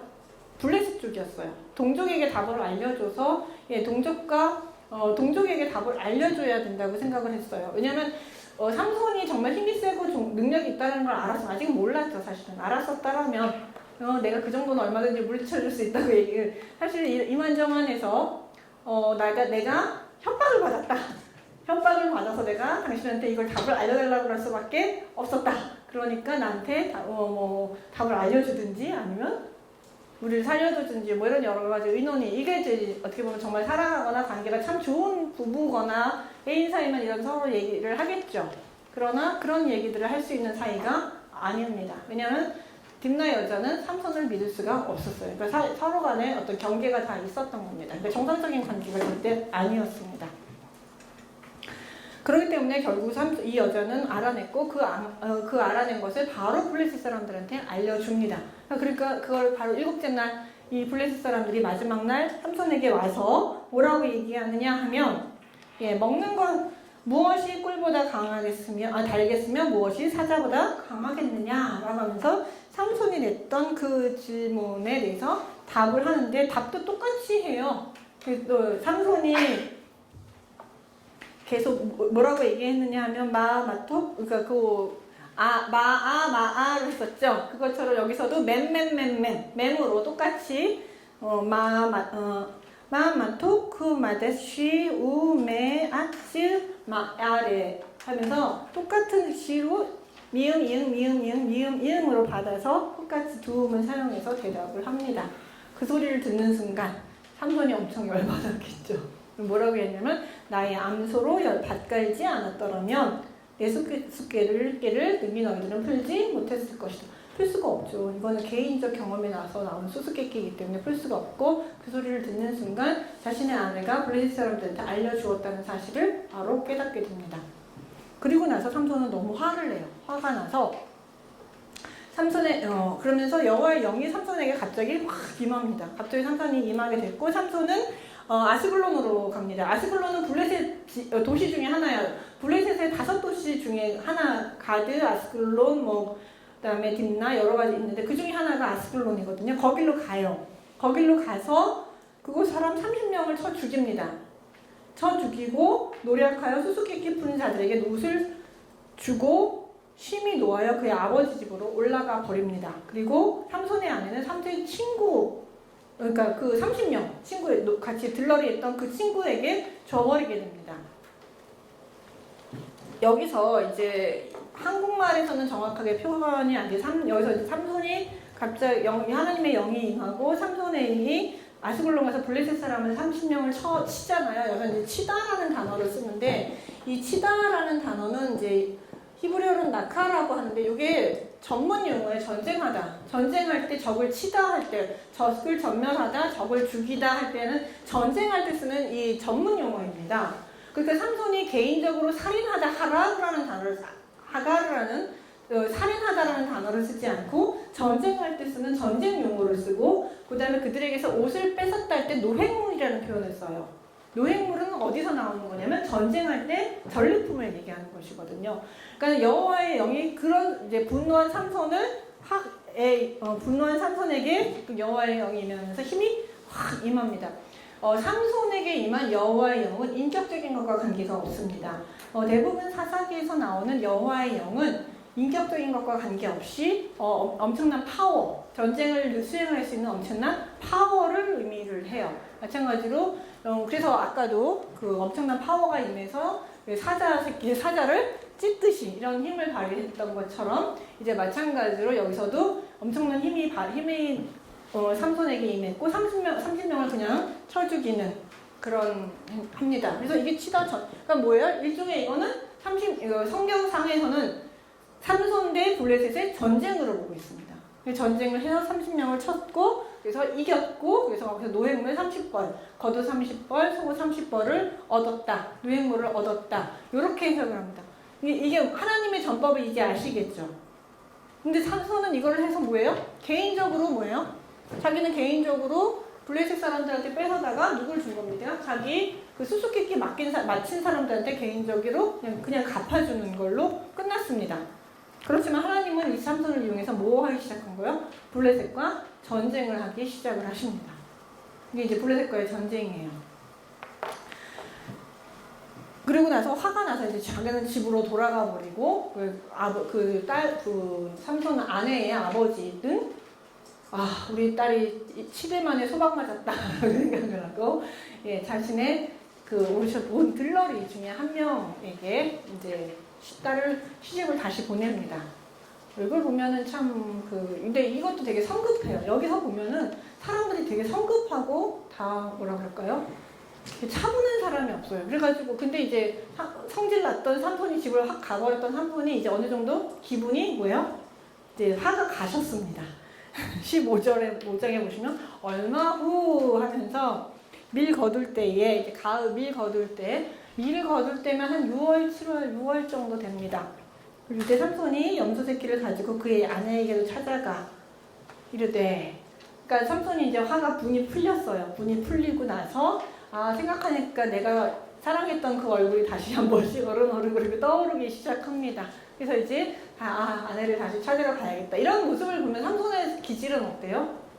엄청나게 다혈질이에요. 앞뒤 안 가리는 어떤 좀 다혈질적인 그런 기질을 가지고 있습니다.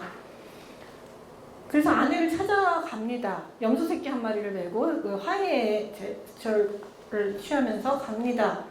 하고 하니까 장인이 들어오지 못하게 하죠. 그러면서 이미 자네 아내를 네가 되게 미워하는 줄 알고 이미 다른 데 시집을 보냈고 내 친구를 주었고 그 동생이 더 아름답지 않냐? 또 차라리 동생하고 결혼하는 게 어떻겠느냐? 그래서 이 장인은 지금 이 느닷없는 사위의 방문에 혼비백산 해가지고 지금 이렇게 대응을 합니다. 근데 이 말을 듣는 순간 삼손이 또 갑자기 확 열을 받아요. 열 받아서 이르되 이번에는 내가 블레셋 사람들을 해할지라도 그들에게 대해 내게 허물이 없을 것이다.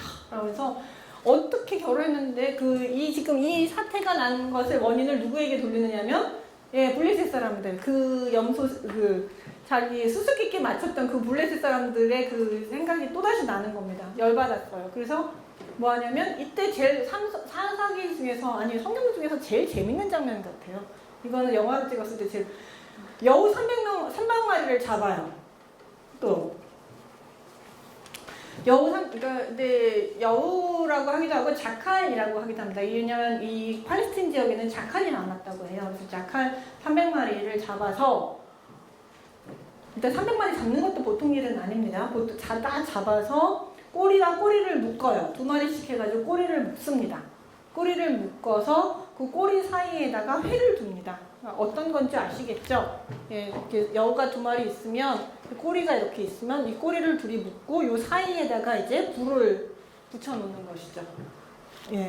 그럼 그러니까는 이런 상황을 만들어놨어요. 그러니까 제가 이제 삼손이 머리가 좋다고요. 삼손이 머리가 좋습니다. 그리고 놓고서는 이거를 불을 붙이고 나서 이 여우 300마리, 그러니까 150쌍이죠. 150쌍을 확 블레셋 밭에다 풀어놓습니다. 이때가 때가 언제냐면 추수 전이에요. 바로 직전이에요. 아까 보시면 밀 거둘 때에 추수 때입니다. 밀추수 때 밀추수가 아직 안 되어있는 그 블레셋 밭에 확 풀어놓습니다. 그러니까는 자칼이 한 마리씩이었으면 어때요? 빠른 속도로 확 지나가 버리면 손실이 나죠. 얘가 못 뛰잖아요. 지금 이렇게 묶어놨으니까 못 뛰니까 이리 뛰고 저리 뛰면서 사실은 그 블레셋 밭에 여기 붙이고 저기 붙이고 저리 붙이고 이러면서 300마리가 여기저기 뛰고 다닌다는 생각해보세요. 이거 300마리 잡을 때까지 블레셋 지역에 불이 여기저기 다 돌아다니겠죠. 그래서 그 엄청난 피해를 입게 됩니다. 보시면 어느 정도 회에 불을 붙이고 그것을 블레셋 사람의 곡식밭으로 돌아들어서 곡식단, 아직 배지하는 곡식 뿐만 아니라 포도원과 감람나무까지 다 살라버립니다. 그러니까 블레셋 지역 그 해 농사는 완전히 다 망쳐버렸고 그 해 농사뿐만 아니라 포도나무 같은 거는 몇 년을 키워야 되죠. 감람나무도 몇 년을 키워야 되는데 감람나무, 포도나무까지 전부 다 태워버리는 엄청난 그 피해를 입히게 됩니다. 그러니까 이때가 밀추수 때가 아니었으면 좀 더 나을 뻔했는데 추수 때이기 때문에 그 해 농사를 다 망쳐버렸어요. 엄청난 손실을 입힌 거죠. 그러니까 블레셋 사람들이 보니까 얼마나 이게 대재앙이죠. 근데 대재앙이 일어나서 도대체 이게 무슨 일인가 알아보기 시작합니다. 알아봤더니 딥나 사람의 사위 삼손이 장인이 자기 딸을 다른 데 줬다고 하면서 화가 나서 이런 일을 벌였더라 라고 알게 됩니다. 그래서 블레셋 사람들이 올라가서 이걸 누구에게 책임을 묻느냐 하면 그 딥나 사람에게 책임을 묻습니다. 그래서 딥나 사람하고 그의 딸을 잡아다가 정말 불살라버립니다. 예. 왜냐하면 이게 왜 이제 여기서 보면은 원인 제공자를 누구로 보는 거예요? 이제 이 블레셋 사람들이 이 일을 보면서 삼손에 대해서 두려움을 느낍니다. 여우 300마리를 혼자 잡는 것도 보통 일이 아니죠. 그러니까 이런 일들을 벌인 삼손을 보면서 블레셋 사람들은 두려움을 느꼈고 삼손을 건드릴 생각을 하지 못해요. 삼손을 건드릴 생각을 하지 않고 삼손을 화나게 만든 그 원인 제공자인 그 만만한 딥나 사람하고 그의 딸을 불살라버리는 것이죠. 예, 그러니까 삼손이 또 그 일에 열받아요. 아니, 내가 이렇게 했다고 해서 내 아이를 불태워 죽이다니 이럴 수는 없다. 그래서 7절에 삼손이 그들에게 이르되 너희가 이같이 행하였은즉 내가 너희에게 원수를 갚고야 말겠다 하면서 또다시 블레셋 사람들의 정강이한 업적다리를 크게 쳐 죽입니다. 여기서도 다시 치다라는 단어가 나와요.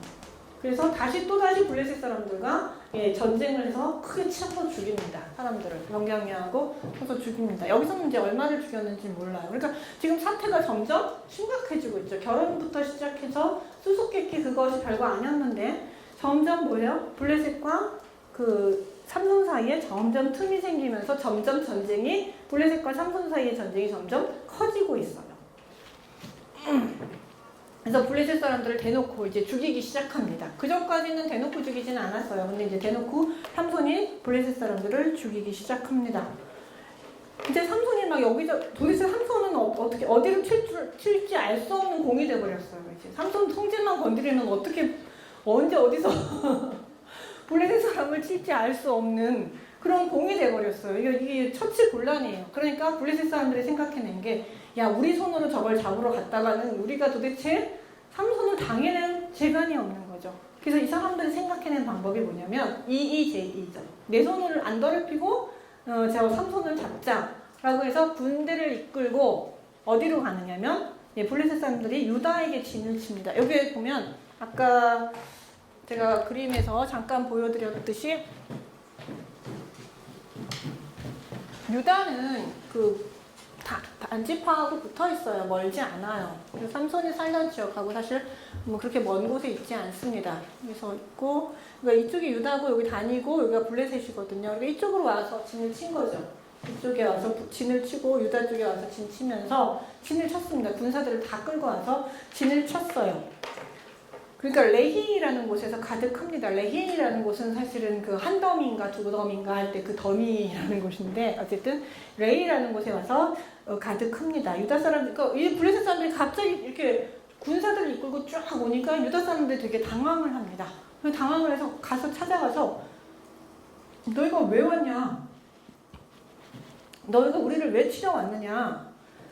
그러니까 왜냐하면 자기네들 유다들 한 사람들 생각에는 자기들이 블레셋 사람들한테 지금 조공도 잘 바치고 있고 그들의 어떤 통치라든지 지배에 대해서 지금 잘 순종하고 있어서 우리들은 그래도 블레셋 사람과 잘 지내고 있다고 생각을 하는데 갑자기 전쟁하자고 달려 들어오니까 블레셋 사람들이 놀란 거예요. 그래서 아니 왜 전쟁을 하러 왔습니까? 하고 물어보는 거죠. 그러니까 요걸 보면 이제 당시의 유다 상황을 알 수 있는, 이스라엘 상황이 어땠다는 걸 알 수 있습니다. 그때 삼손 때문에 그렇다라고 이제 그 블레셋 사람들이 이야기를 하죠. 삼손을 결박하여 그가 우리에게 행한 대로 그에게 행하려 함이라다. 삼손 하나 잡기 위해서 왔다는 것이에요. 결국은. 예, 그러면서 유다 사람 3,000명이 에담의 바위 틈에 있는로 내려가서 삼손에게 이른대. 그래서 유다 사람들이 3,000명이 모여서 이 삼손 하나 잡겠다고 3,000명이 모여요. 3,000명이 모여서 에담 바위에 있는 삼손에게 갑니다. 그러면서 삼손에게 뭐라고 얘기를 하느냐 하면 너는 블레셋 사람이 우리를 다스리는 줄 알지 못하느냐. 그러니까 지금 이 지역의 권력은 이 지역을 다스리고 있는 사람은 블레셋이다. 그거 너 모르느냐. 내가 어찌하여 우리에게 이같이 행하느냐. 왜 여기저기 들쑤시고 다니고 블레셋하고 분란을 일으켜서 이렇게 전쟁의 위협을 너희가 만들었느냐 하면서 지금 삼손에게 이야기하는 것이죠. 삼손이 그들에게 이르되 그들이 내게 행하는 대로 해라. 행한 대로 나도 그들에게 해놨대요. 이 문제는 그들이 먼저 한 거지 내가 먼저 한 게 아니다. 나는 그냥 그들이 잘못한 것에 대해서 나의 원수를 갚아줬을 뿐이다. 라고 얘기하죠. 왜 가만히 있어야 되는데 이런 분란을 일으키냐. 아니, 그들이 좀 그랬기 때문에 나도 같이 대응해 준 건데 그게 뭐가 그렇게 문제냐. 뭐 이러면서 지금 삼손과 유다 사이에 언쟁을 해요. 근데 유다 사람들이 삼손에게 이르되 우리가 너를 결박하여 블레셋 사람의 손에 넘겨주려 왔노라. 너 잡아가야겠다. 그래서 블레셋 사람 손에 넘겨줘야겠다. 라고 얘기하니까 삼손이 그들에게 이르되 너희가 나를 치지 않겠다고 내게 맹세하라. 여기서 이제 치다라는 얘기는 뭐죠? 죽이다는 얘기죠. 죽이겠다. 내가 묶여있는 사이에 나를 죽이겠다고 너랑 나랑.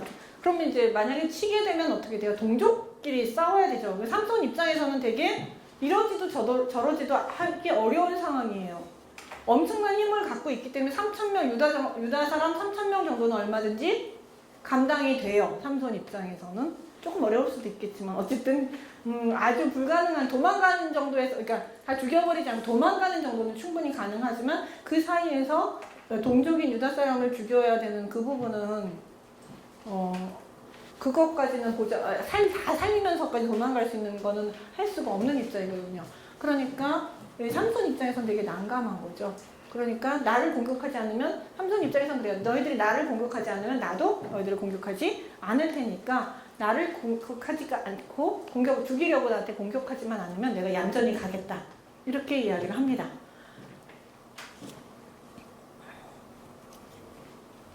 그러니까 우리는 다만 너를 단단히 결박하여 그들의 손에 넘겨줄 뿐이요 우리가 너를 죽이지 않겠다라고 얘기를 하면서 세 밧줄로 꽉꽉 묶어서 삼손을 넘깁니다. 근데 이 말 자체가 모순이에요.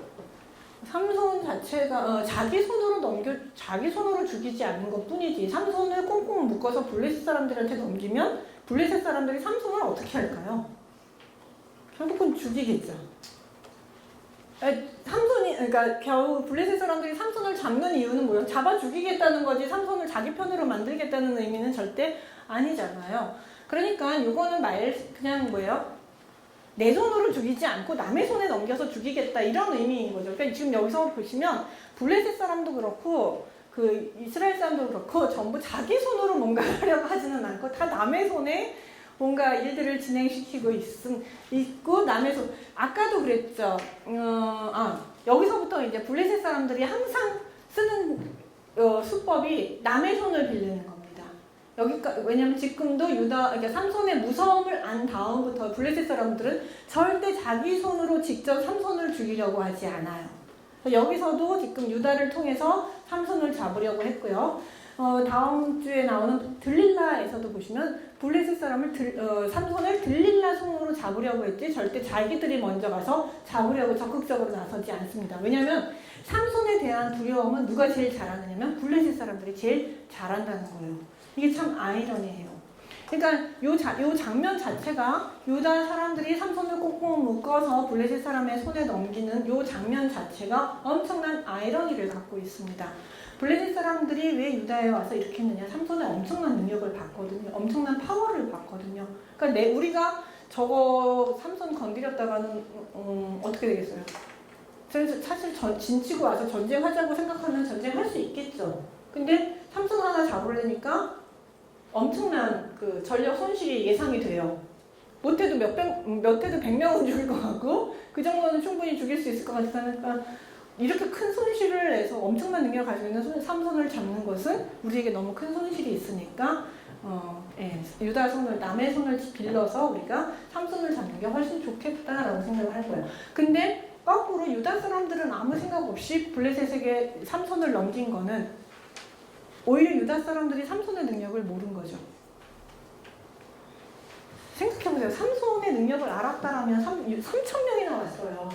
지금 전쟁하러 3,000명 모여요. 그러니까 저기 삼손 하나 잡겠다고 3,000명 왔어요. 3,000명하고 삼손하고 능력을 합치면 어떻게 됐을까요?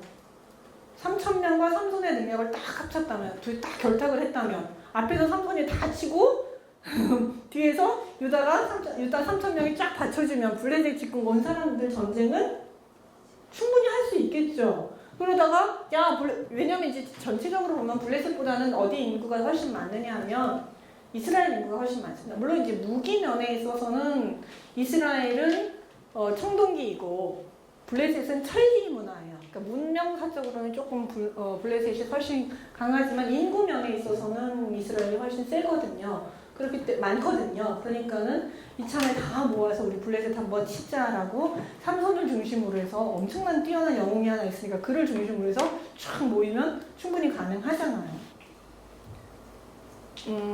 제가 판타지 소설 같은 걸 참 좋아 해요. 좋아했어요. 요즘은 안 읽었는데 제가 라니아 아니야 드래곤 라자를 읽고 거의 뿅 가가지고 거기 드래곤 라자를 다 읽었어요. 그래서 우리 아들한테까지 전파를 했는데 전권 사줘가면서 그러면서 이제 판타지 소설 읽고 거기도 영웅 한 명이 시작하면 다 되잖아요. 한두 명의 영웅 가지고. 근데 제가 이제 그 판타지 소설을 끄는 이유 중에 하나는 슈퍼 사이언들이 슈퍼 히어로가 너무 나타났어요. 그러니까 너무 슈퍼 히어로가 나타나서 그 사람을 아무도 대적할 수 없는 엄청난 싸가지 없는 슈퍼 히어로들이 막 나타나면서 이 사람들이 막 그런 모습을 보면서 이거는 제 취향이 아니어서 그 다음에 이제 그런 물들을 접긴 했는데 어쨌든 저는 되게 그런 영웅들 이야기들 한두 사람의 영웅 그 무용이 그 전체 한 사람의 그 뛰어난 영웅들이 얼마든지 그 전쟁의 전황을 완전히 뒤엎을 수 있잖아요. 있잖아요. 삼손은 충분히 가능했어요. 근데 유다는 그걸 몰랐다는 거죠. 이스라엘은 자기의 삼손이 자신의 구원자이자 자신의 사사랑, 자신을 구원할 수 있는 인물이라는 걸 전혀 몰랐어요. 그러니까 쉽게 말하면 구원자가 왔는데 구원자인지를 모르는 거죠. 예수님이 왔는데 예수님이 메시아인 줄 모르는 것처럼 그런 이스라엘의 상황들 그러니까 이스라엘에게 있어서 이런 모습을 보면서 전혀 영적인 눈이 전혀 지금 없는 영적으로 깜깜한 상황에 있었다라는 걸 알 수 있어요. 지금 그러니까 삼손은 독특하게 이렇게 혼자 다닌 사사예요. 다른 사사들은 보면은 나팔을 분다든지 이렇게 사람들을 보내서 우리 누구와 전쟁하자 하면서 사람들을 군대를 모으죠. 군대를 모아서 다 같이 가서 전쟁을 해요. 기드온도 그랬고 입다도 그랬고 모든 사사들이 전부 다 사사로 임명이 되면서 이스라엘 군대를 모아서 부대를 이끌고 전쟁터로 나갔어요. 전쟁을 했어요. 근데 유일하게 군사적인 군대를 조직하지 않은 사사가 삼손이에요. 삼손은 혼자 움직였어요. 근데 왜 그러느냐? 그럴 수밖에 없겠죠. 지금 3,000명 와가지고 뭐 없어요. 삼손이 우리 블레셋하고 전쟁하자 하고 불렀으면 누구나 왔을까요? 미쳤지. 야 저거 잡아가지고 블레셋에 넘겨. 지금 우리 블레셋하고 잘 살고 있는데 저거 뭐 하는 짓이야? 왜 분란을 만들어? 블레셋을 우리가 어떻게 이길 수가 있어? 블레셋은 절대 이길 수 없는 존재야. 저거 왜 전쟁을 하자고 저렇게 불러 모으는 거야? 절대 안 돼. 지금 그거거든요. 유다 사람들이 저거 잡아가지고 블레셋을 넘기는 것이 우리가 평안히 살 수 있는 방법이다라고 얘기해요. 분란을 일으키는 이스라엘 백성들 눈에는 블레셋의 집에 잘 살고 있는 우리를 분란을 일으키는 자라는 표현을 쓴 거죠. 지금 한국 사회나 한국 교회나 아니면 어느 집단이나 사회 속에서 항상 불합리한 게 참 너무 많아요. 삼손이 잘했다는 건 아니지만 어쨌든 지금 우리 사회 속에서는 뭔가 불합리한 걸 얘기하거나 아니면 문제가 있다고 얘기를 하거나 이렇게 해서 하면 안 된다라고 얘기를 하면 항상 무슨 얘기를 해요? 그걸 얘기한 사람에 대해서 긍정적으로 보는 것이 아니라 그걸 이야기한 사람에 대해서 부정적으로 얘기하죠. 분란을 일으키는 자, 시끄럽게 하는 자. 예. 왜 지금 이 사회 속에서 잘 순응하고 있는데 왜 그렇게 시끄럽게 하는, 뭐가 불만이냐? 불만은 많죠. 불만 나도 있어. 다 참고 사는 거야. 유다 사람들 입장에서 다 그거예요. 야, 너만 그런 거냐. 이 블레셋이 다스리는 거 우리도 별로 좋지는 않지만 그러나 그 밑에서 블레셋의 다스림을 인정하고 우리는 그 밑에서 순응하면서 그러고 살아야 되는 거야. 너는 뭐가 잘났다고 지금 그러고 있느냐 라고 이야기하는 것과 동일합니다. 왜냐면 근데 이건 참 잘못됐어요. 이스라엘은 누가 다스리는 나라예요? 마샬. 누가 다스리는 나라냐면 하나님께서 다스리는 나라예요. 근데 이스라엘에서 입다도 그리고 기드온도 물론 뭐 말뿐이긴 하지만 그럼에도 불구하고 이 사람들 머릿속에는 이스라엘의 사사는 여호와시고 여호와만이 이스라엘을 다스리는 왕이시다라는 사상들이 있었어요. 그렇죠? 근데 지금 그 사상이 없어지고 지금 이스라엘은 누가 다스리는 나라예요? 블레셋이 다스리는 나라로 넘어갔어요. 그것에 대해서 블레셋에 대해서 그러니까 반항하는 삼손에 대해서 이 사람들은 불편한 거죠. 그래서 참 이 상황 자체가 너무나도 아이러니하고 그래서 요즘 표현으로 하면 우푼이라고 얘기하나요? 슬프고 웃기도 하는 그런 사건이라고 볼 수 있습니다. 자기 손으로 그래서 자기 구원자를 내어줍니다. 그래서 삼손을 꽁꽁꽁꽁 묶어서 밧줄에 묶어요. 그래서 새 밧줄로 둘로 결박하고 바위 틈에서 그를 끌어내니라. 삼손이 할 수 없이 그냥 묶여준 거죠. 삼손이 레이에 이르러 블레셋 사람들이 그들에게 마주 나가며 그래서 레이까지 이제 끌고 옵니다. 그래서 끌고 와서 블레셋 사람들에게 마주 나가며 소리칠 때에 여호와, 야, 삼손 잡았다 하면서 이제 소리치면서 삼손 잡으러 오는 그때 여호와 영이 또다시 강하게 임하십니다. 이제 블레셋과의 전투를 위해서 여호와 영이 강하게 임하고 삼손은 이때 블레셋과 전투를 하게 됩니다. 이때 팔뚝의 밧줄이 불탄 삼같이 결박되어 손에서 멀어지고 나귀의 새 턱뼈, 나귀 턱뼈가 이렇게 생겼더라고요.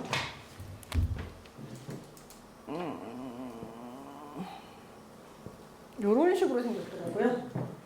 그래서 이쪽에 손잡이가 되고 이렇게 해서 요런 식으로 생겼더라고요. 어쨌든 그 턱뼈를 들고 그걸 집어서 그것으로 1000명을 죽입니다. 이거 다 과장이라고 얘기하는데 어쨌든 1000명을 죽여요. 엄청나죠. 그러니까 이거 보면 더 아쉽습니다. 더 아쉬워요. 그렇지 않아요? 삼손이 1000명 맡아주고 뒤에서 유다 3000명이 한 명씩만 맡아줘도 최소 블레셋 군대 4000명에서 엄청나게 승리하는 전쟁을 이룰 수 있었는데 그러지 못한 걸 보면서 더더욱 아쉽다는 생각을 아니할 수가 없습니다. 그래서요, 개혁에서 제일 안 되는 게 뭐냐 하면 침묵하는 다수입니다. 침묵하는 다수가 개혁에서 제일 어려운 거예요. 나서는 사람이 제일 힘들어요. 그래서 침묵하지 않으면 절대 개혁, 침묵하는 사람, 아무것도 안 하는 사람은 아무것도 하지 않은 죄, 부자기의 죄죠. 성경에는 부자기의 죄도 죄입니다. 내가 증언해서 저 사람이 살인죄를 벗길 수 있었는데 내가 증언하지 않아서 그 사람이 살인죄를 쓰고 죽게 되잖아요. 그 핏값을 누구한테 묻겠느냐고 말씀하시냐면 증언하지 않은 그 사람에게 그 피해값을 묻겠다고 말씀하세요. 성경에 어디 있느냐고 레이기를 한번 잘 찾아보세요. 그게 부자기의 죄, 무엇을 하지 않는 죄라는 것이 성경에 기록되어 있어요. 마찬가지로 참 안타깝죠. 1000명을 혼자 죽였는데 나머지를 맡아주면 참 이게 이 판에 그러니까 삼손의 등장은 시작은 했지만 결국은 이 삼손이 했으면 다 할 수 있었어요. 근데 결국은 삼손이 이 능력을 가지고도 블레셋을 온전히 쳐내지 못했고 결국은 블레셋에 대한 전쟁은 어디까지 가느냐 하면 그 다윗 때까지 갑니다. 다윗이 거의 이제 처하게 됐죠. 다윗도 끊임없이 이제 그 전쟁을 치러서 거의 승리를 하게 되는 것이죠. 그때까지 이제 그러니까 삼손이 하고 이스라엘 백성만 딱 결탁을 해서 전쟁을 멋지게 치렀으면 충분히 이때 끝날 전쟁이 다윗 때까지 이제 가게 되는 거죠. 그래서 삼손은 블레셋과의 구원을 시작한 인물이지 구원을 이루어낸 인물은 아니게 되는 것이죠. 그래서 이것을 끝나고 나서 1000명을 죽입니다. 1000명을 죽이고 이르되 낙이 턱뼈로 한 무더기 두 무더기를 쌓았으며 낙이 턱뼈로 내가 1000명을 죽였다 하면서 이제 자신의 노래를 불러요. 삼손도 전쟁 승리에 대한 노래를 부르는데 전쟁 승리 노래를 하니까 생각나는 게 드보라의 노래죠. 예, 사사기 5장에서 드보라가 가나안과의 전쟁에서 이기고 나서 여호와께서 용서하시고 여호와께서 우리를 이기게 하셨다 하면서 감사와 찬양의 시를 부른 적이 있습니다. 그런데 그것과 대조적으로 삼손은 내가 한 무더기 두 무더기로 내가 낙의 턱뼈로 1000명을 죽였다 하면서 자기를 찬양하는 그런 승리의 노래를 부르고 있는 모습을 보면서 어디도 하나님을 찾고 있지 않은 모습이 을 보고 있습니다. 자신의 능력만을 이야기하고 있어요. 근데 성경은 계속 이야기하고 있죠. 삼손이 이런 능력을 발휘할 수 있는 것이 누구의 능력이라고? 여호와의 능력이에요. 여호와의 영이 임하실 때 이런 놀라운 능력들을 발휘하고 있는 것이거든요. 또 그가 말을 마치고 턱뼈를 자기 손에 내던지고 그것을 라맛 레히라고 했는데 턱뼈의 산이에요. 레히가 턱뼈고 하맛이 그거거든요. 언덕이라는 뜻이거든요. 그리고 그가 삼손이 근데 이제 전쟁이 끝나고 나서 갑자기 삼손이 너무 목말라졌어요. 엄청나게 능력을 다 발휘했는데 삼손도 자기가 신인 줄 알았는데 알고 봤더니 인간이었어요. 예, 그래서 목말라서 죽을 것 같아요. 예. 이게 너무 웃기죠? 여태까지, 그죠? 전쟁에서 안 죽는 것 같은데, 목말라서 죽을 것 같은 어떤 그런 인간적인 약함? 인간이라는 것들을 보여주니까, 목말라 여호와께 부르짖어 이르되, 이때서 부르짖습니다. 삼손 이야기에서는 여기가 여호와께 부르짖는다는 말이, 나와요. 처음 나와요. 이제 끝에도 한번 나옵니다. 이제 끝에 한 번 또 나오는데 이때 처음 나옵니다. 근데 그 부르짖는 것이 뭐 괴로워서 부르짖는 것이 아니라 뭐 적들을 구원해 달라는 것이 아니라 하나님 목말라 죽겠습니다. 라고 부르짖고 있는 그런 모습을 보여줘요. 그래서 주께서 종의 손을 통하여 이 큰 구원을 베푸셨사오나 내가 이제 목말라 죽어서 할례 받지 못한 자들의 손에 떨어지겠나이다. 목말라 죽을 때 되니까 드디어 이 구원이 누구의 구원이에요? 하나님께서 하신 구원이에요. 내가 구원했다 라고 얘기했다가 목말라 죽을 지경이 오니까 여호와께서 내 손을 통하여 이스라엘을 구원하셨습니다. 그래서 여호와의 능력을 드디어 이제 잠깐 내가 인간이고 내 능력은 하나님에게서 왔다는 것을 잠깐 기억을 합니다. 이게 인간의 참 약함이에요. 예, 그럴 때 기억하고 있습니다. 그러니까 하나님이 레이에서 한 우묵한 곳을 터뜨려서 거기서 물이 솟아나오게 하십니다. 마치 모아 비슷해요. 광야에서 물을 내시는 하나님의 모습, 이스라엘을 공급하셨던 하나님의 모습이 여기서 이제 연상이 됩니다. 삼손이 그것을 마시고 정신이 회복하여 수생함으로 그 샘 이름이 오늘까지 엔하골에 있었더라. 블레셋 사람의 때에 삼손이 이스라엘 사사로 20년 동안 지냈더라. 뭐 이런 식으로 20년 동안 지낸 것이에요. 이 마지막 그 15장 20절에서는 블레셋 사람의 때에 삼손이 이스라엘 사사로 20년 동안 있었는데 이전 사사와는 다르게 이렇게 혼자서 좌충우돌 해가면서 블레셋을 이리 치고 저리 치면서 몇 년을 보냈느냐면 20년을 그런 식으로 보낸 거죠. 혼자. 군인들을 소집하지 못하고 불러도 안 왔던 거죠. 부를 수가 없었던 거죠. 그래서 혼자 움직일 수밖에 없었어요. 이 혼자 움직이는 모습하고 또 비슷한 게 누구냐 하면은 에훗이죠. 에훗이 왜 암살자일 수밖에 없었느냐? 암살자로 움직일 수밖에 없었느냐 하면은 워낙 그 당시에 그 모압의 강한 그래서 여리고까지 점령당하는 강한 그런 강하게, 그러니까 이스라엘이 엄청나게 점령을 당하고 있었기 때문에 드러내놓고 일을 할 수가 없었기 때문에 혼자서 암살자로 모압 왕을 먼저 죽이죠. 그리고 나서 이제 모압 왕 적장이 죽은 다음에서야 이제 백성들을 불러서 이제 같이 전쟁을 치러 나가는 모습들을 볼 수 있습니다. 근데 여기서는 그런 것도 못해요. 그것도 안 되고 그냥 아예 그냥 완전히 혼자서만 움직일 수밖에 없는 이스라엘의 어떤 철저하게 지금 블레셋에 종속되어 있고 의지가 없어요. 무엇보다도 블레셋과 싸울 의지가 없는 이스라엘의 모습을 보여주고 있습니다. 이게 제일 문제예요, 여러분.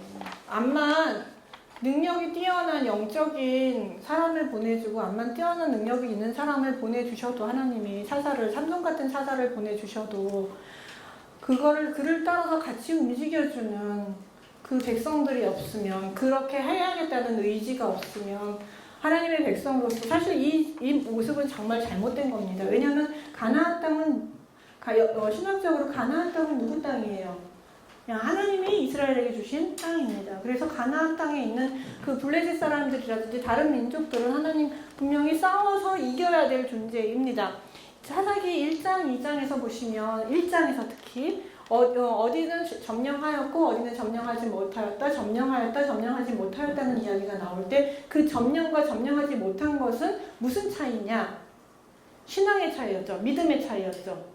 하나님이 함께 하시는 것을 확실히 믿고 밀어붙인 그곳은 점령을 하였고, 하나님이 함께 하신다는 것을 믿지 못하고 그냥 계속 타협하고, 이 사람들과 타협하고 그냥 힘이 없다고 멈추고 가나안이 훨씬 더 강하다고 생각해서 멈춘 지역은 점령하지 못했어요.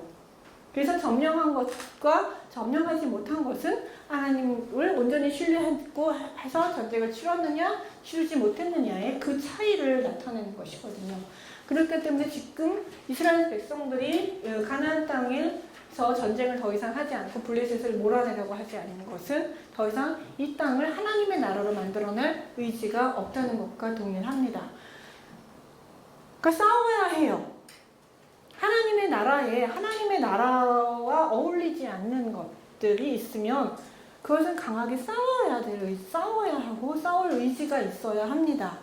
그것이 여기가 좋사오니 하면서 그냥 그들과 순응하면서 하는 것이 지혜이지, 옳고 그름의 문제, 이제 더 이상 요즘 사회는 저는 요즘 느껴지는 게 이 사사시대하고 참 비슷하다고 생각하는 게, 더 이상 옳고 그름의 문제를 얘기하지 않아요, 자꾸.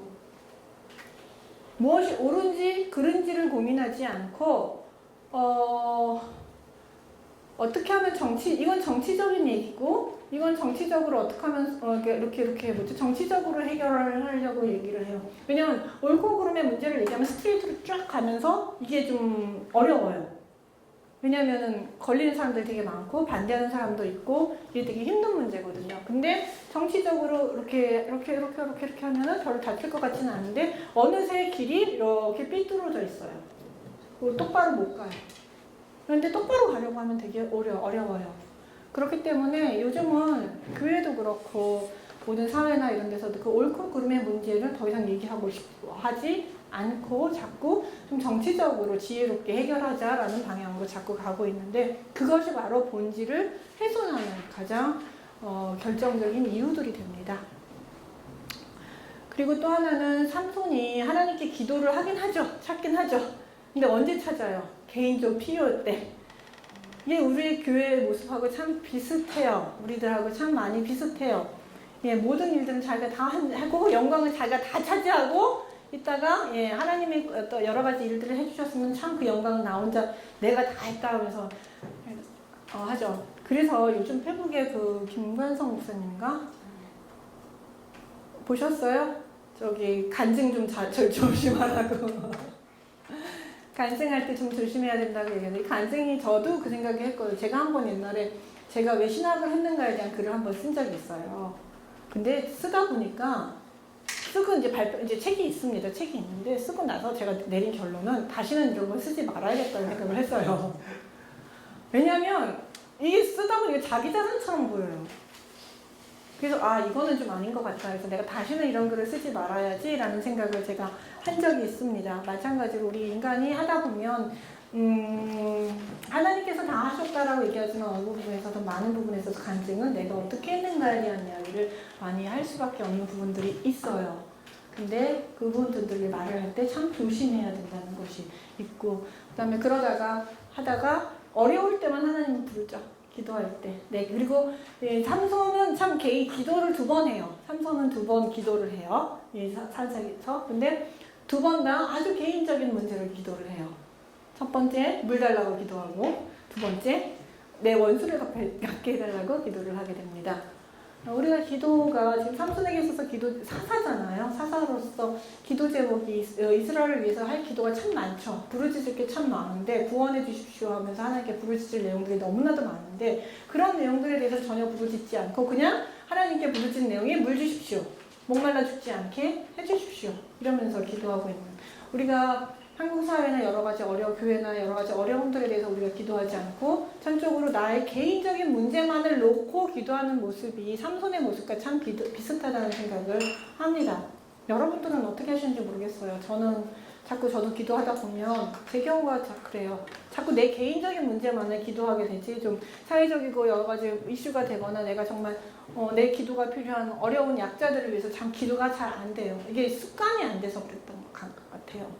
근데 기도는 그렇게 우리가 그 먹고 마시는 문제는 누가 해결해 주신다면 하나님이 해주시고 먼저 의를 구하라고 얘기하는 것들은 그 의를 위해서 기도하고 그들을 위해서 하다 보면 하나님께서 나머지는 해결해 주신다는 얘기를 우리는 좀 받아들일 필요가 있고 우리의 기도의 영역을 좀 더 확장시킬 필요가 있어요. 근데 삼손같이 사사시대를 살고 있고 영적으로 어두운 시대일수록 기도가 하나님을 향한 찬양도 되지도 않고 드보라처럼 하나님을 향한 찬양이 있다거나 기쁨이 있다거나 영광을 돌리는 모습보다는 그냥 나의 필요를 주십시오 하고 하는 기도로 우리가 되게 함몰되기 쉽고 약화되기 쉬운 모습을 발견하게 됩니다.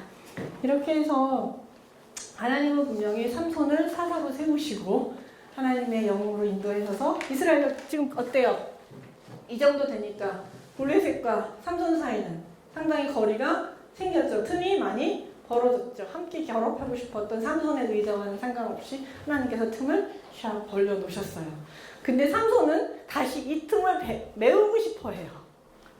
그게 이제 16장부터 다시 삼손은 이 틈을 어떻게든 좀 더 메워보고 다시 블레셋과 함께 즐겁게 놀아볼까 하는 생각을 하면서 16장에 다시 시작을 하게 됩니다. 네, 그래서 다음 주에는 이제 16장 삼손의 마지막 이야기를 하고 미가 이야기까지 좀 이야기를 하려고 합니다. 그러니까 범위가 삼손이 이야기가 하루 하기는 짧고 2번 하기는 조금 하루 한 번 하기는 길고 2번 하기는 짧아서 미가 이야기까지 다음 주에 다루도록 하겠습니다.